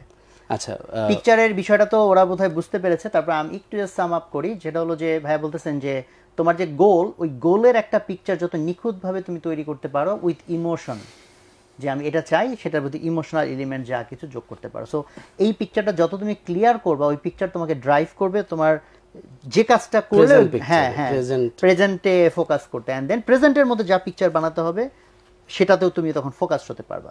জি জি জি। তো আমরা কথা বলছিলাম যে বেসিক কি কি প্র্যাকটিস করবে, তার মধ্যে একটা গেল যে ফিজিওলজিক্যাল চেঞ্জ, বডির চেঞ্জ, আরেকটা হচ্ছে বললাম ফোকাসের বিষয়টা। থার্ড যে বিষয়টা আমরা বলবো যে যাদের ওভার থিঙ্কিং হয়, এটা তো অনেক বেশি পাওয়া যায় স্টুডেন্টদের মধ্যে। এটা হলে কি ঘটবে, এটা ঘটলে আবার কি হবে, এইটা যদি হয় তাহলে আমার সমাজে কি অবস্থা হবে, এই যে একটার পর একটা ট্যাগ কোশ্চেন চলতে থাকে, তার ঘুম হারাম হতে থাকে, পেরেশানিতে পড়তে থাকে, ওভার থিঙ্কিং এ সে ডুবে যায়। তো ওভার থিঙ্কিং বিষয়টা কি আসলে? It's all about a negative question. তো মানুষের মাইন্ডে দুই ধরনের কোশ্চেন হয়, একটা হচ্ছে এমপাওয়ারিং কোশ্চেন আর একটা হচ্ছে ডিসএমপাওয়ারিং কোশ্চেন। তো এমপাওয়ারিং কোনটা? যেটা সলিউশন নিয়ে আসে, যেই কোশ্চেনটা করলে, যেই প্রশ্নটা ব্রেনকে দিলে কোনো সলিউশন পাওয়া যায়। আর ডিসএমপাওয়ারিং হচ্ছে যেটা শুধু প্রবলেমের পিকচার মাইন্ডে আনে। আচ্ছা, কেমন? সো ওভার থিঙ্কিং হচ্ছে all about those questions which bring more problems. কেমন? তো একটা কথা আছে যে where your focus goes energy flows. প্রবলেমের উপরে ফোকাস গেলে ওই দিকে এনার্জি যায়, সে ওদিকেই ড্রিভেন হয়, সে ডিপ্রেসড হয়। যেমন সাইকেল, এক্সাম্পল দিবেন কিনা দুই ধরনের কোশ্চেনের স্টুডেন্টের জায়গা থেকে? হ্যাঁ, যদি কোনো স্টুডেন্টের কোশ্চেন হয় যে যদি আমি এক্সামে ফেল করি তাহলে কি হবে, এটা তাহলে কি হবে, ওই কি হওয়ার সব পিকচার নেগেটিভ আসবে, নেগেটিভ পিকচার। আর পাওয়ারফুল কোশ্চেন কি, যে আমি এক্সামে ভালো করার জন্য এক্স্যাক্টলি এখন কি করতে পারি, রাইট, তাই না? এই দুই কোশ্চেনে তার পুরো থট প্রসেস চেঞ্জ হয়ে গেল।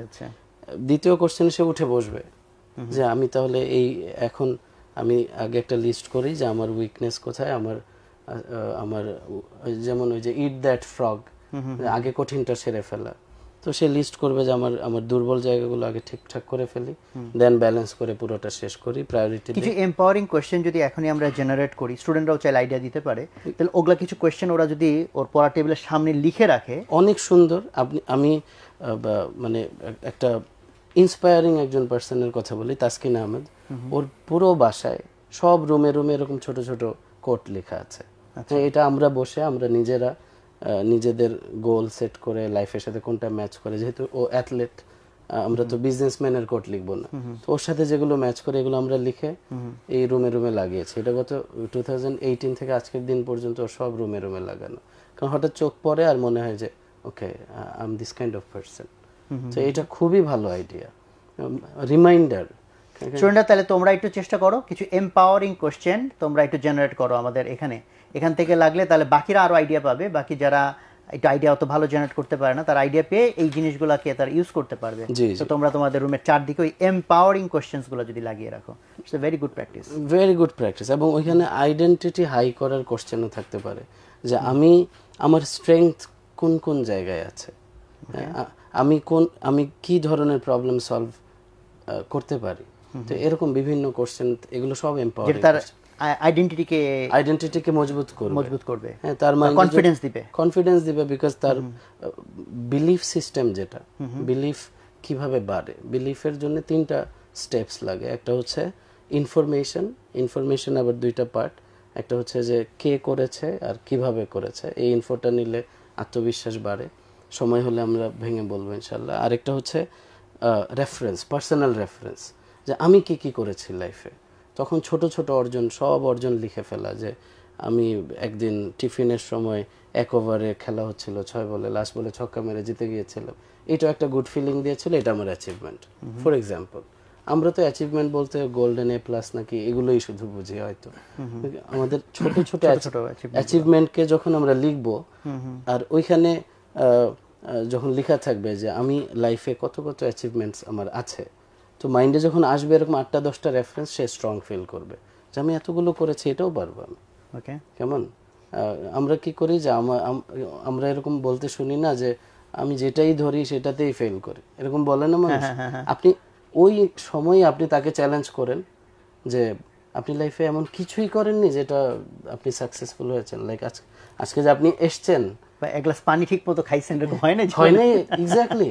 আমরা কি করি, আমরা অ্যাচিভমেন্টের জন্য অনেক বড় শক্ত রুলস রাখি, আর হচ্ছে ফেইলিয়ারের জন্য নরম, লাইক কিছু হইলে আমি ফেইলিয়ার, আর অ্যাচিভমেন্টের জন্য বিশাল অ্যাচিভমেন্ট লাগবে, এটা একটা লিমিটিং বিলিফ। তো যেটা করা উচিত স্টুডেন্টসদের, যে আমার লাইফে আমার অ্যাচিভমেন্টস কি আছে, তখন সে ছোট ছোট অ্যাচিভমেন্টস লিখবে। এটা তো সে ডেইলি বেসিসেও করতে পারে। আমার যেটা মাথায় আসলো, যেমন সকালে সে টার্গেট নিয়েছিল ভোর 5টায় উঠবে, 5টায় যদি ওঠে তাহলে তো আজকের দিনে একটা সাথে সাথে লিখে ফেলতে পারে, আজকে আমি 5টায় উঠতে চেয়েছিলাম, উঠেছি, এটা একটা বিগ অ্যাচিভমেন্ট তার জন্য, তাই না? পড়ার টেবিলে 5-5:30টার মধ্যে বসতে চাইছি, বসছি, দেন হচ্ছে আমি টানায় একটা বই ধরে থাকবো, সেটা আমি পারছি, আমি আজকে সারাদিন সোশ্যাল মিডিয়া ইউজ করবো না, ডিসাইড করছিলাম, অ্যান্ড আই ডিড ইট।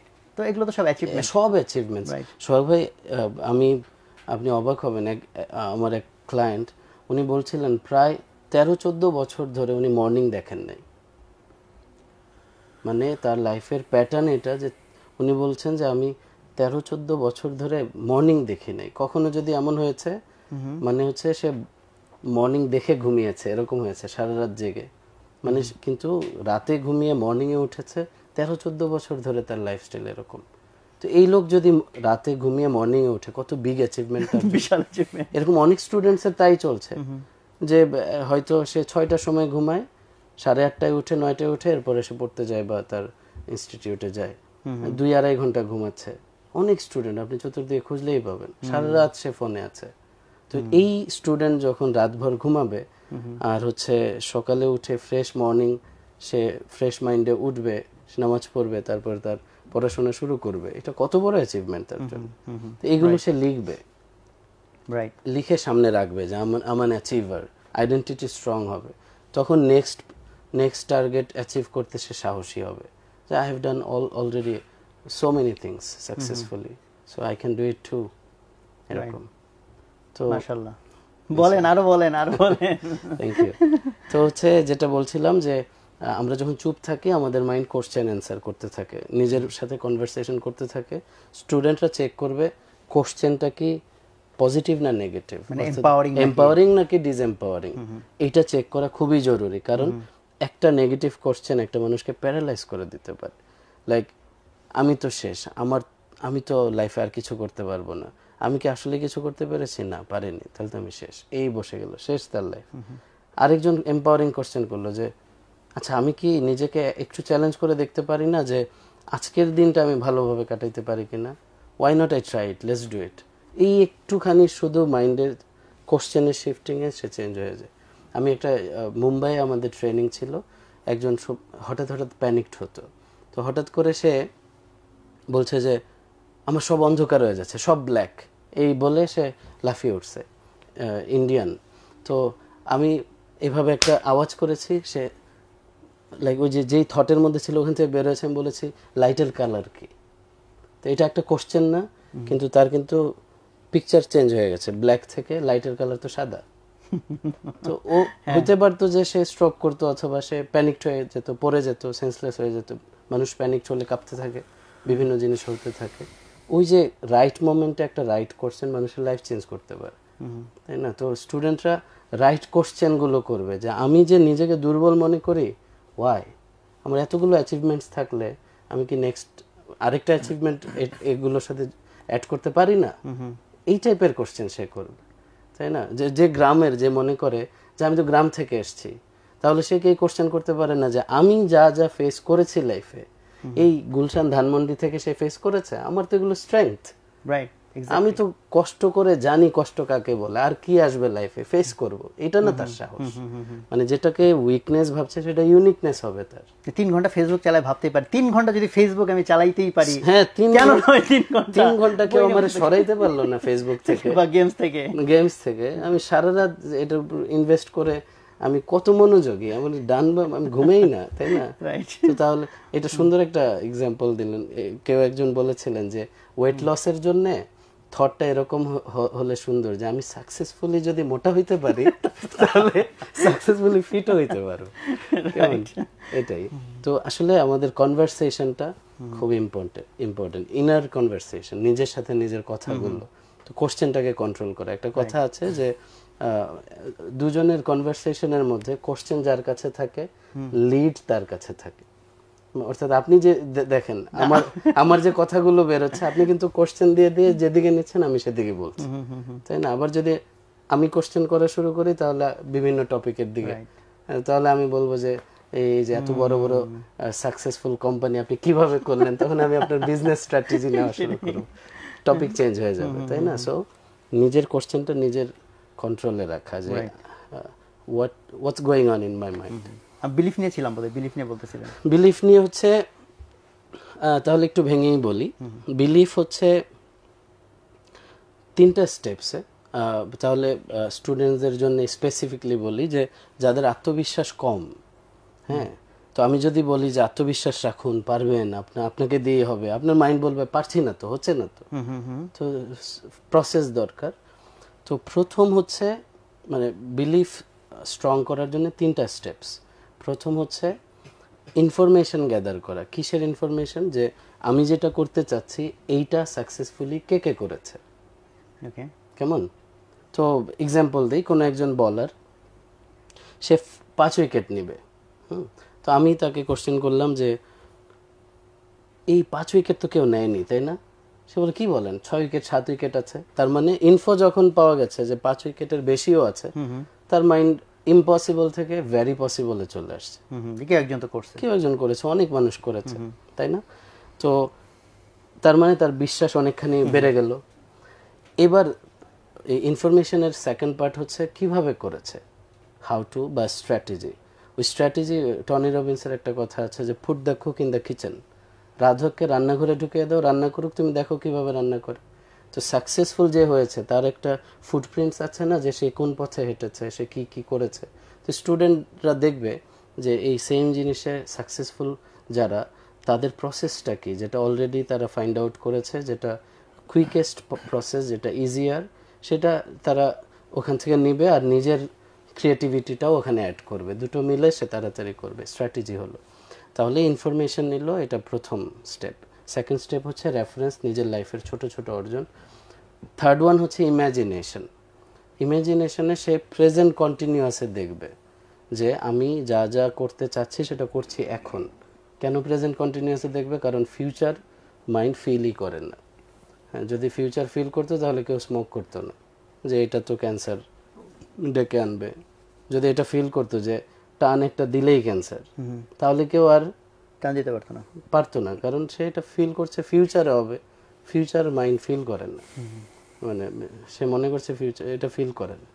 এখন যদি হয় যে মশা কামড় দিলেই ডেঙ্গু হলেই মরে যাবে, তো সবাই মশারির ভেতরে ঢুকে যায়, তাই না? করোনার সময় কি হলো, হাঁচি দিলেই বোধহয় জান গেল, তো কারো সামনেই যাবে না। আবার যখন মানুষের মাইন্ডে আসলো যে না এখন হাঁচি দিলে সমস্যা নেই, তখন সবাই আবার বেরোলো, তাই না? তো মানুষ প্রেজেন্ট ফিল করে। তো স্টুডেন্টরা যখন আত্মবিশ্বাসী হতে চাইবে, সে নিজেকে আত্মবিশ্বাসী অবস্থায় দেখবে, প্রেজেন্ট কন্টিনিউয়াসে, যে আমি কনফিডেন্টলি এই কাজগুলো করছি, আমি সময় মতো উঠছি, পড়ছি, প্র্যাকটিস করছি, সব সে দেখবে প্রেজেন্ট কন্টিনিউয়াসে। যখন চোখ খুলবে অথবা যখন সেই থট থেকে বেরোবে, তখন মাইন্ড তো সাবকনশিয়াস মাইন্ড সত্য মিথ্যা বোঝে না, সে তো ফিল করে নিয়েছে যে আমি তো এই টাইপেরই, আমি তো ভালো পড়ুয়া ছেলে বা পড়ুয়া মেয়ে, তাই না? এইটা তার মাইন্ড নিয়ে নিয়েছে। চোখ খুলে দেখবে কই পড়ছি না তো, তখন মাইন্ড তাকে ফোর্স করবে যে পড়ো, তুমি না দেখলা যে তুমি পড়ো, পড়ো। ওই ফিল যখন মাইন্ড পেয়ে যাবে তখন তাকে মানে কল্পনা করবে না, যে কল্পনা করবে, হ্যাঁ, তার ভালো গুণগুলো কল্পনা করবে প্রেজেন্ট কন্টিনিউয়াসে। যেটা বললাম যে মাইন্ড সত্য মিথ্যা, সাবকনশিয়াস মাইন্ড সত্য মিথ্যা বুঝে না। লাইক আমরা যখন ধরুন ঘুমের মধ্যে কেউ স্বপ্ন দেখছে বাঘ দৌড়াচ্ছে তাকে, তো তখন কিন্তু সে ছটফট করতে থাকে, তার নিঃশ্বাস রিয়েল মনে হয়, তার হার্টবিট রেট চেঞ্জ হয়, ঘামতে শুরু করে, দুঃখের স্বপ্ন দেখে দেখা যায় কাঁদতেছে, হ্যাঁ, ঘুমাচ্ছে, অন্য কেউ দেখে যে সে কাঁদতেছে, বোঝা যায় ছটফট করছে, তার কাছে রিয়েল মনে হয়। ওই যে মনে হয় না ছাদ থেকে পড়ে গেলাম, হঠাৎ করে মনে হয় বিছানা থেকে পড়ে গেলাম, পরে দেখি না বিছানার মাঝখানেই আছে, তো এইগুলো তার কাছে রিয়েল মনে হয়। তো মাইন্ডকে প্রেজেন্ট কন্টিনিউয়াসে দেখবে যে আমি এই করছি অ্যান্ড এটা করে আমি সাকসেসফুল হয়েছি, আলহামদুলিল্লাহ, এটা আমার জন্য অনেক, আমার জন্য ভালো, আমার ফ্যামিলির জন্যও ভালো, ফ্যামিলির সবাই হ্যাপি, এগুলো সে দেখবে। দেখার পরে সে একটা টান ফিল করবে যে এটা এবার করতে হবে, কেমন? তো এই তিনটা জিনিস। এবার একটা ছোট্ট এক্সাম্পল দিব যদি টাইম থাকে। আমরা কি আউট অফ টাইম? না না না, কোনো সমস্যা নেই। আচ্ছা, আমরা তো মানে 1 ঘন্টার বেশি হয়ে গেছে। আউট অফ টাইমে কিছু নাই, যতক্ষণ আমরা চালাই। আচ্ছা, তো বিষয় হচ্ছে 1954 সন পর্যন্ত এটা বিশ্বাস করা হতো যে হিউম্যান বিং 4 মিনিটে 1 মাইল দৌড়াতে পারে না, এটা বিশ্বাস করা হতো। তো এখন 1954 সনে রজার ব্যানিস্টার নামে এক ব্যক্তি 3 মিনিট 59 সেকেন্ডে 1 মাইল দৌড়ে ফেললো। তো এই যে বিলিফ সিস্টেমটা আমরা বলছিলাম যে প্রথমে ইনফরমেশন লাগে বিশ্বাস তৈরি হতে, তো এই এক ব্যক্তি যখন দৌড়ালো তার 1 বছরের মধ্যে 137 জন রজার ব্যানিস্টারের রেকর্ড ভেঙে দিল। তো এরা এতদিন কোথায় ছিল? যে ইনফরমেশন পেয়ে গেছে ও ইটস পসিবল, তখন এরা হচ্ছে সাহস পেয়ে গেছে, না we can do it too, কেমন? সো একটা কথা আছে যে if someone can do it I can do it as well. এটা তো তারা জানে যে কেউ না কেউ তো প্রত্যেক বছর ফার্স্ট হচ্ছে, এটা অনেক এখানে তো তাদের চ্যালেঞ্জ না, চ্যালেঞ্জ হচ্ছে যে আমি কিভাবে হব, আমি তো পারতেছি না। এক্স্যাক্টলি। এখন কারো চ্যালেঞ্জ এরকম যে আমি তো গ্রাম থেকে আসছি, আমি তো এদের সাথে পারবো না, তো সে রেফারেন্স নেবে, শত শত রেফারেন্স আছে যে গ্রাম থেকে এসে একদম ফার্স্ট হয়ে গেছে, এটা তখন তাকে সাহস দিবে যে আমি যেটা ভাবছি ওই জায়গা এর চেয়ে আরো কষ্টের জায়গা থেকে এসেও কেউ সাকসেসফুল হয়েছে, তখন তার সাহস বাড়বে। এন্ড যখন সে সেকেন্ড কোশ্চেনটা করবে যে সে কিভাবে করেছে, তার পদ্ধতি কি ছিল, বা এরকম কিছু আইডিয়া সে গ্যাদার করবে, তখন তার জন্য অপশনস খুলবে। আমরা বলি যে ডিপ্রেশন মানে হচ্ছে স্টাক, আর প্রোডাক্টিভ বা প্রোঅ্যাক্টিভ মানে হচ্ছে তার অপশনস খোলা, অপশনস তৈরি হয়েছে। হ্যাঁ, তো সে মাইন্ডে অপশনস নেবে যে আর কে কিভাবে করেছে, what more I can do, what more actions I can exactly do now. এই কোশ্চেন্স গুলো করলে তার অপশনস খুলবে। এগুলো সব ইনফরমেশনের মধ্যে, আর পার্সোনাল রেফারেন্সের মধ্যে তার থাকবে নিজস্ব অ্যাচিভমেন্টস, দেন ইমাজিন করবে, কেমন? তো এখন এই যে যদি আমরা কোশ্চেন করি যে রজার ব্যানিস্টার যে 4 মিনিটে 1 মাইল দৌড়ালো, তার আগে তো কেউ এটা করেনি, তাহলে সে কিভাবে পারলো? হ্যাঁ, এমন অনেকের অনেক চ্যালেঞ্জ থাকতে পারে না যে আমি যেটা করতে চাচ্ছি এমন রেকর্ড কেউ গড়েনি, তো সে কিভাবে করবে? তো রজার ব্যানিস্টার ইমাজিন করেছে যে আমি দেখছি আমি এটা পারছি, অ্যান্ড দেন প্রসেস ফলো করেছে, তাই না? সো আত্মবিশ্বাস বাড়ানোর জন্য এই 3টা স্টেপে যে কোনো বিষয়ে যদি কেউ এই স্টেপ ধরে ধরে একটু প্র্যাকটিস করে, তার ইমিডিয়েটলি আত্মবিশ্বাস বাড়তে শুরু করবে, প্র্যাকটিসের সাথে সাথে আরো বাড়তে থাকবে। মানে মন যদি আসলে বিলিফই না করে তো আসলে অ্যাচিভমেন্টের দিকে যেতে পারবে না। আমরা দেখুন একটা এটা কি বলে, লাইক আমাদের লাইফটা, আমাদের অ্যাকশন কিভাবে চলে, প্রথম হচ্ছে আমরা ফোকাস করতে চাই, মানে লাইক কোনো অর্জনের জন্য আমাদের ফোকাস দরকার। তো ফোকাস সমান সমান আমরা জেনেছি পিকচার। তো পিকচার যদি পজিটিভ হয় বডি পজিটিভ ফিল করে, পিকচার নেগেটিভ হলে বডি নেগেটিভ ফিল করে। That means picture feeling create করতেছে বডিতে। মানুষ যখন ফিলটা পায় এরপরে কি হয়, তার বিলিফ করে যে আচ্ছা এইটা মিনস পেইন, এটা মিনস প্লেজার। হ্যাঁ, এই বিশ্বাস আসার পরে সে অ্যাকশনে যায়, অ্যাকশনের পরে রেজাল্ট পায়। Result means good or bad life, তাই না?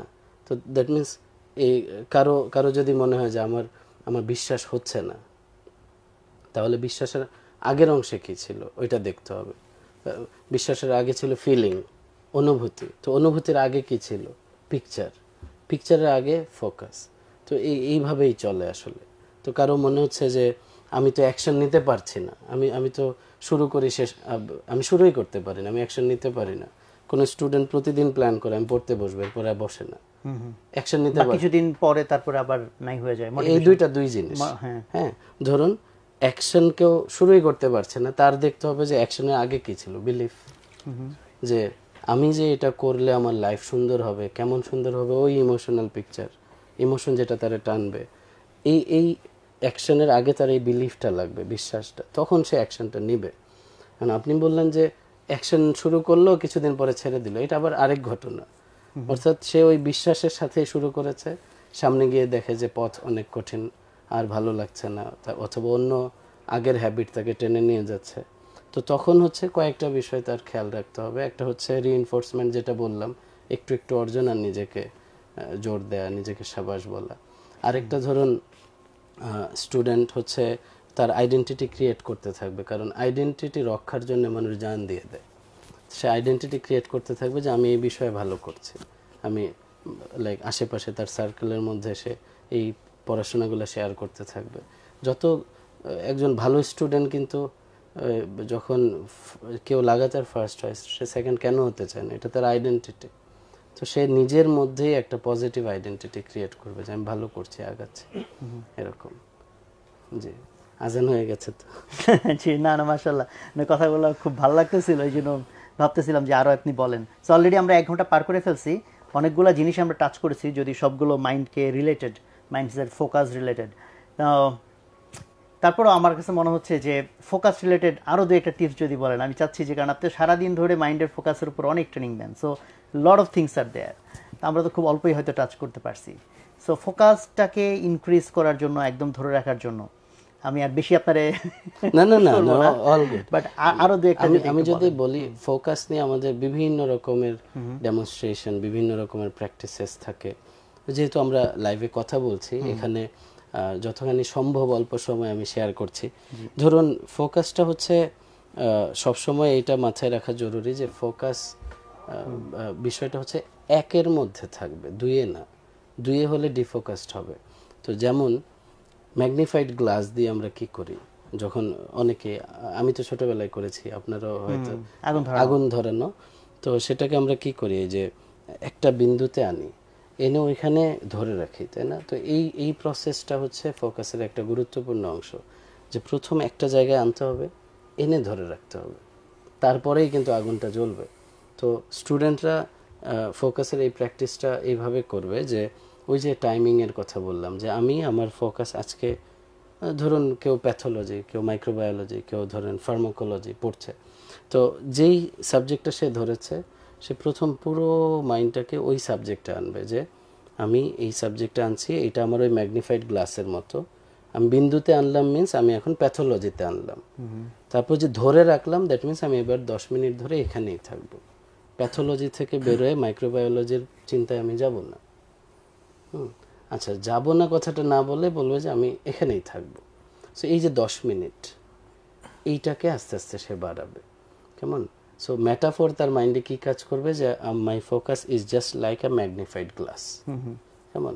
এইটা প্রয়োজনে সে একটা দোকান থেকে ম্যাগনিফাইড গ্লাস এনে 2-1 দিন দুপুরবেলা আগুন জ্বালাবে, সিরিয়াসলি সে জ্বালাবে, এটা তার মাইন্ড রিসিভ করবে যে আমার ফোকাস এইভাবে রাখতে হবে, প্রথম বিন্দুতে আনতে হবে, তারপর এক জায়গায় ধরে রাখতে হবে।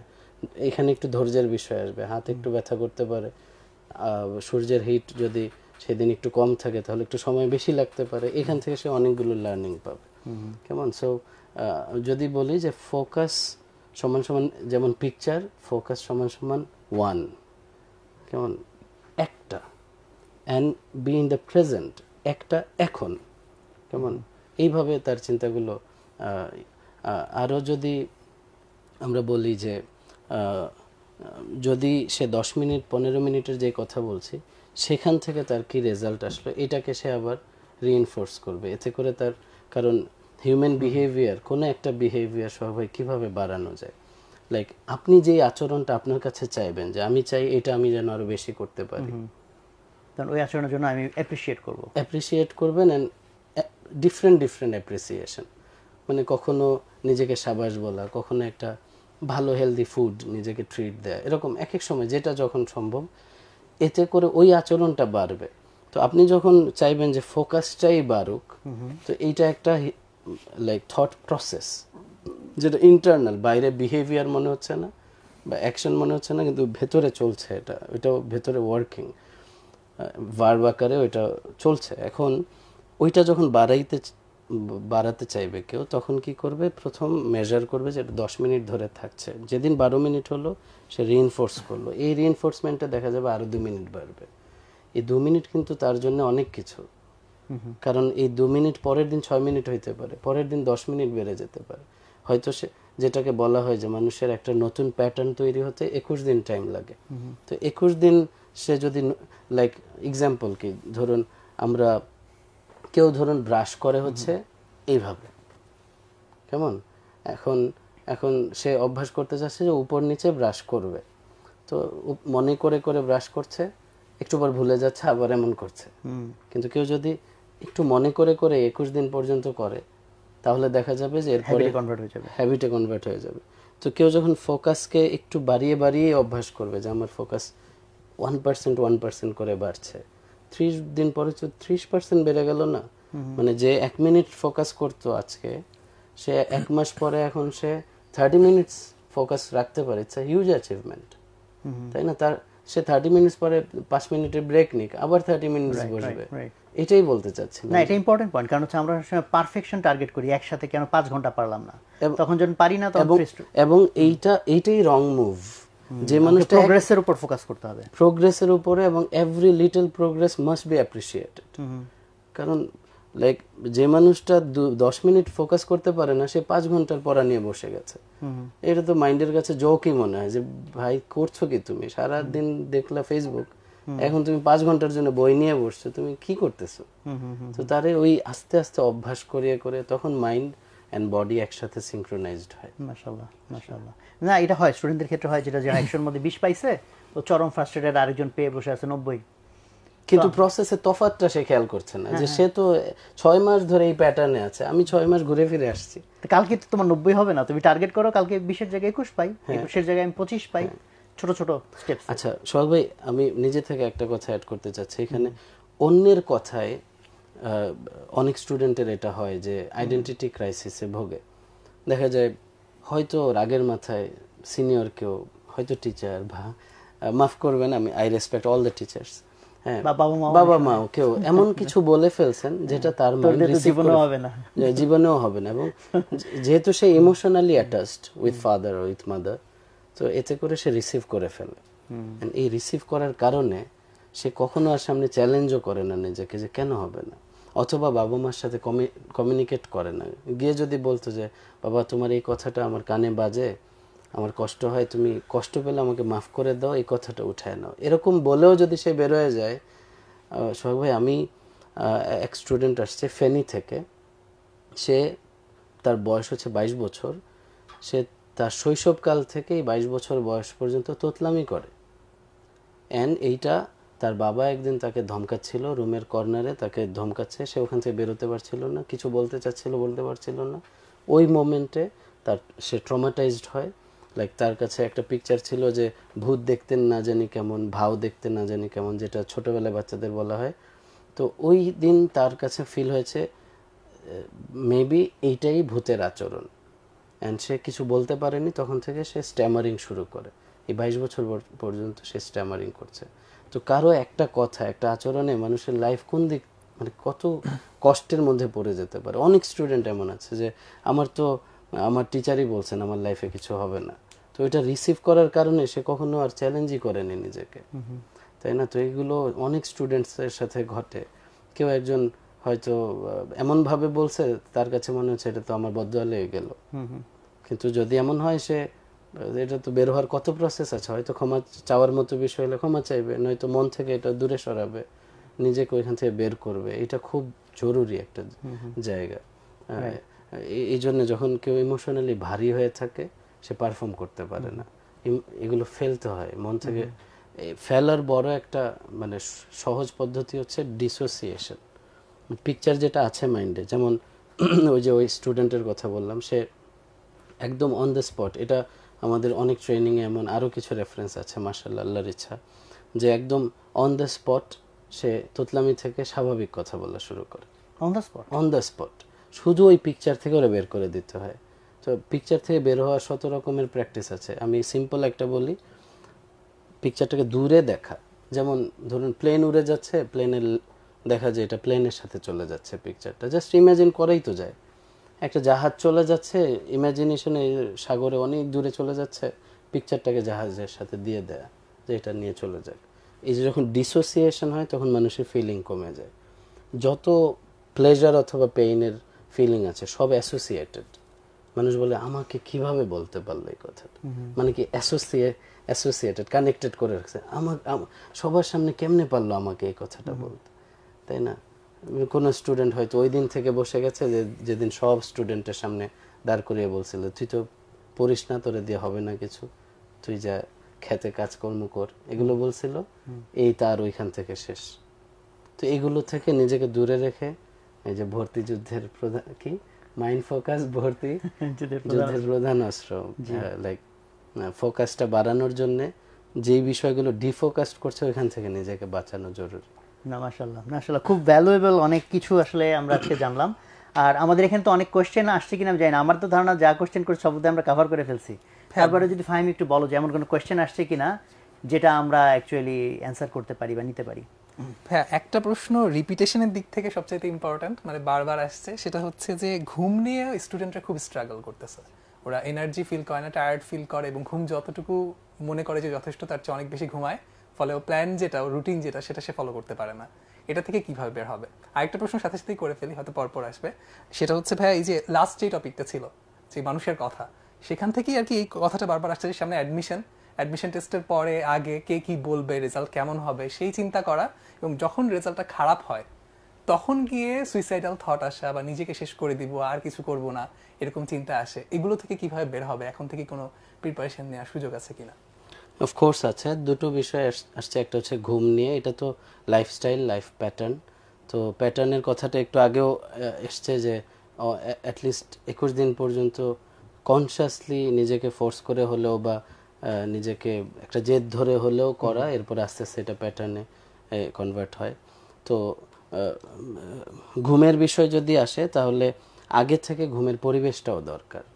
পরিবেশের মধ্যে পড়বে যে ফোনটা ঘুমের কতক্ষণ আগে থেকে ফ্লাইট মোডে আছে অথবা বন্ধ আছে, নেট অফ আছে, এগুলো।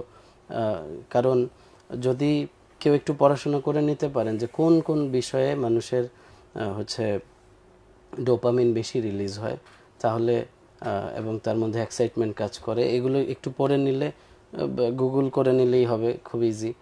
এটা হচ্ছে মানুষ যখন গেম খেলে, গেমে যখন একটা স্টেজ থেকে আরেকটা স্টেজে যায়, তা এই মাঝখানে যে এক্সাইটমেন্টটা, এরপরে সে 1-2 ঘন্টা ঘুমাতে পারবে না। এরকম আপনি যদি রাতের বেলা যেমন প্রোটিন খেলে এরপরে প্রোটিন হজম করতে যে টাইম লাগে, তো এরকম অন্য অনেক থট তাকে সারা রাত জাগিয়ে রাখে।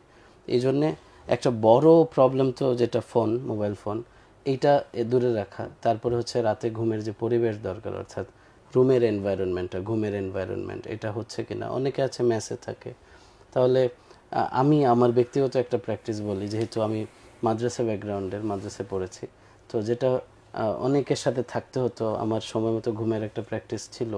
তো আমি কি করতাম, ওই যে ইয়েতে কি বলে ফার্মাসিতে পাওয়া যায় কানে রাবারের মতো, তো এইটা আমার খুব অভ্যাস। আমি এখনো অনেক সময় তাই করি, যে পাবলিক প্লেসে ট্রাভেল করার সময় দেখা যায় পরের দিন আমার ট্রেনিং, সারাদিন ট্রেনিং, আমি রাতে ট্রাভেল করছি, আমার একটু ঘুম দরকার, কোথাও একটু হেলান দিয়ে ঘুমানো দরকার, আমি কানে হেডফোন দিই, হেডফোনে কিছু চলছে না, জাস্ট ওই যে নয়েজ রিডাকশন দিয়ে ঘুমিয়ে থাকি।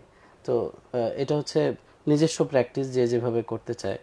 তো বিষয়টা হচ্ছে যে লাইটে ডিস্টার্ব হলে চোখ ব্লাইন্ড ফোল্ড দিয়ে রাখবে। তো এরকম নিজেকে ঘুমের পরিবেশে নিয়ে যাওয়া। অনেকে দেখবেন যে মুখ ঢেকে ঘুমাতে পারে না, আবার অনেকে হচ্ছে মুখ ঢেকেই তার ঘুমাইতে হয়, না মুখ ঢাকলে ঘুমাইতে পারে না। কি আমি কি একই কথা দুইবার বললাম? আচ্ছা আচ্ছা। তো বিষয়টা হচ্ছে যে পরিবেশটা তৈরি করা, এনভায়রনমেন্টের প্রভাব অনেক বেশি মানুষের উপরে। দেখবেন ফর এক্সাম্পল এই যে মালয়েশিয়াতে কোনো একটা ময়লা হাত থেকে ফেলা মনই চায় না যে এখানে কিভাবে ময়লা ফেলি। তো আবার দেখা যায় যে এখানে সবাই ময়লা ফেলছে, বাস কিছু একটা নিয়ে ফেলে দিলাম, এরকম, তাই না? তো পরিবেশের প্রভাব অনেক বেশি। মসজিদে আসলে মানুষ একরকম ফিল করে, বাজারে গেলে আরেক রকম ফিল করে। সো ঘুমের যেই জায়গাটা, এখানে একটা পরিবেশ তৈরি করা, যে এখন আমার ঘুমের টাইম, ঘুমের পরিবেশ মানে এরকম, এইটা অনেক ইম্পর্টেন্ট। আরেকটা গুরুত্বপূর্ণ বিষয় হচ্ছে যে লাইফে যা চলছে, হোয়াট এভার, সবার লাইফে চ্যালেঞ্জেস থাকে, কঠিন সময় থাকে, বিভিন্ন জিনিস থাকে, পেরেশানি থাকে। এইটা ওই চ্যাপ্টারটা একটু বন্ধ করা শেখা, যে এইটা 10টা পর্যন্তই চলবে, পরের দিন আবার সকালে শুরু হবে, ওইখানে তখন আবার সলভ করতে শুরু করব। রাতের এই সময়টা হচ্ছে এটা আলাদা ফোল্ডার, দোকান যেরকম আমরা শাটার বন্ধ করার মতো পিকচার দেখতে অনেকে মনে হবে যে এটা আসলেই হয়, অফকোর্স হয়। মানুষের মাইন্ডে ডিফারেন্ট ফোল্ডার থাকে। লাইক আমার আমার ফ্যামিলির একজন মানে আমার নানি, উনি স্ট্রোক করে উনি শুধু নাউন মুছে গেছে, ভার্ব সবই আছে। তো এইটা যদি আমি না দেখতাম, আমি কখনো এইভাবে বুঝতাম না। মানে উনি বলতে পারবেন যে আয়, তো সাবিত বলতে পারবে না, আয় তো ভার্ব, এদিকে আয়, তো সাবিত তো নাউন, এটা বলতে পারবে না। এরকম ফোল্ডার ভিন্ন ভিন্ন মানুষের মাইন্ডের ভেতরে। তো অদ্ভুত জিনিস আল্লাহর তৈরি। তো যদি একটা ফোল্ডার করে যে আমার হচ্ছে রাত 10টা থেকে ফজর পর্যন্ত হচ্ছে ঘুমের টাইম, এটা আমার আলাদা ফোল্ডার, এই ফোল্ডারে দিনের অন্য কিছু নাই, এই ফোল্ডার লকড।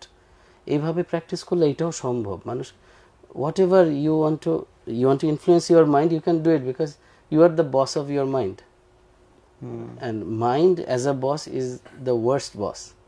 এটা করা যাবে না আর কি। তো এটা একটা।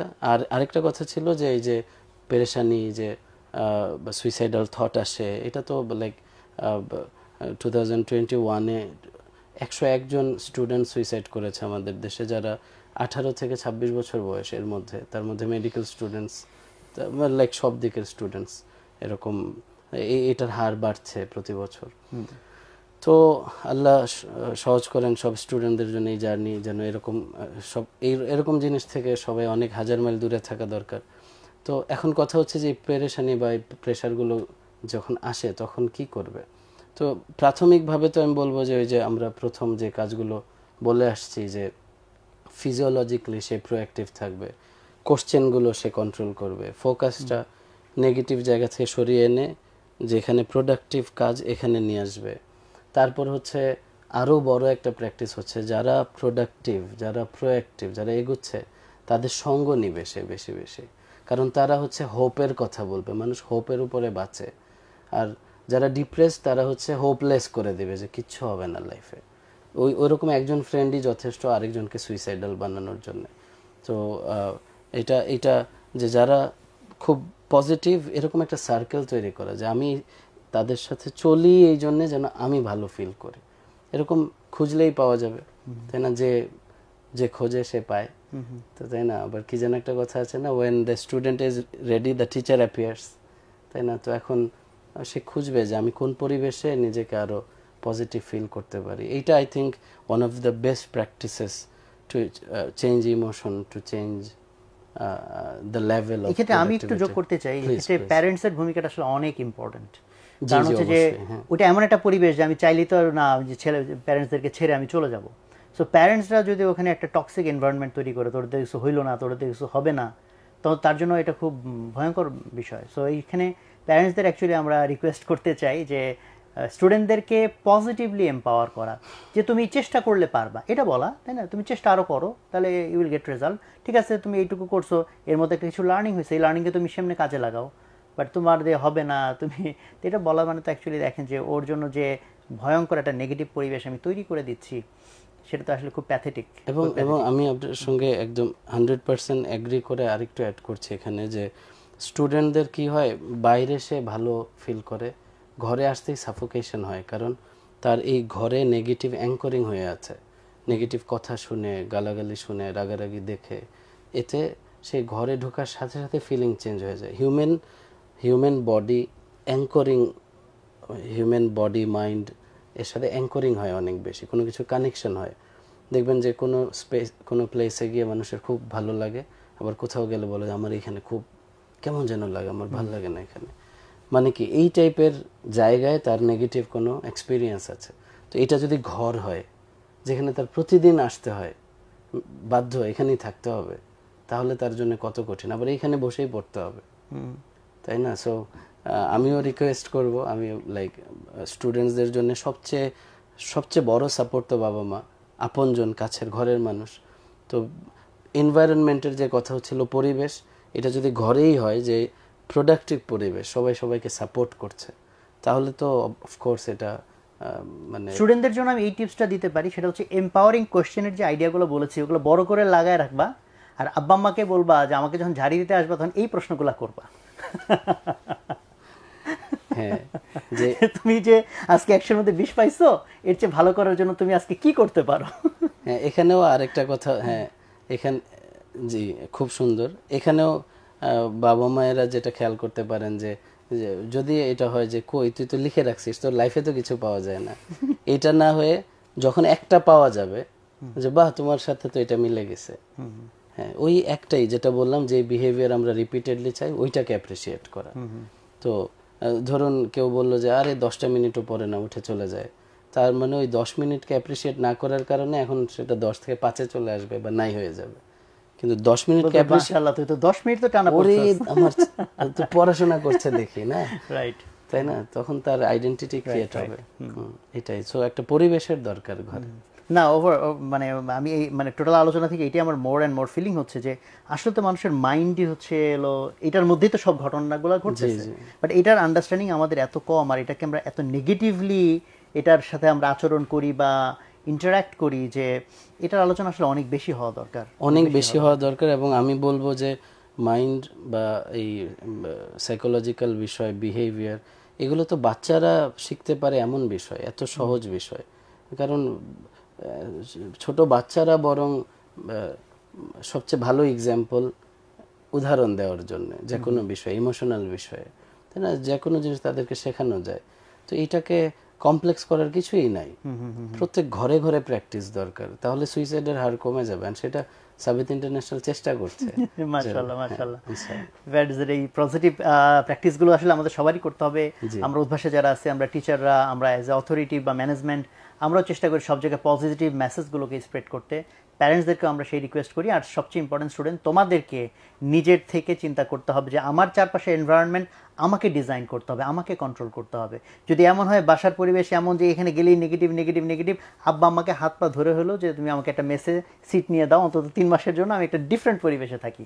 বা প্যারেন্টসরা চাইলে নিজের থেকে যদি মনে হয় যে আমি নিজেকে কন্ট্রোল করতে পারি না, জাস্ট নেগেটিভ কথা বলেই ফেলি, তাহলে টাকা যেহেতু অনেক খরচ হচ্ছে, আর একটু খরচ করে লাগলে ওকে একটু কিছুদিন আলাদা আরেকটা জায়গায় থাকতে দিই, সো দ্যাট একটা পজিটিভ এনভায়রনমেন্টের মধ্যে দিয়ে ওরা গ্রো করতে পারে।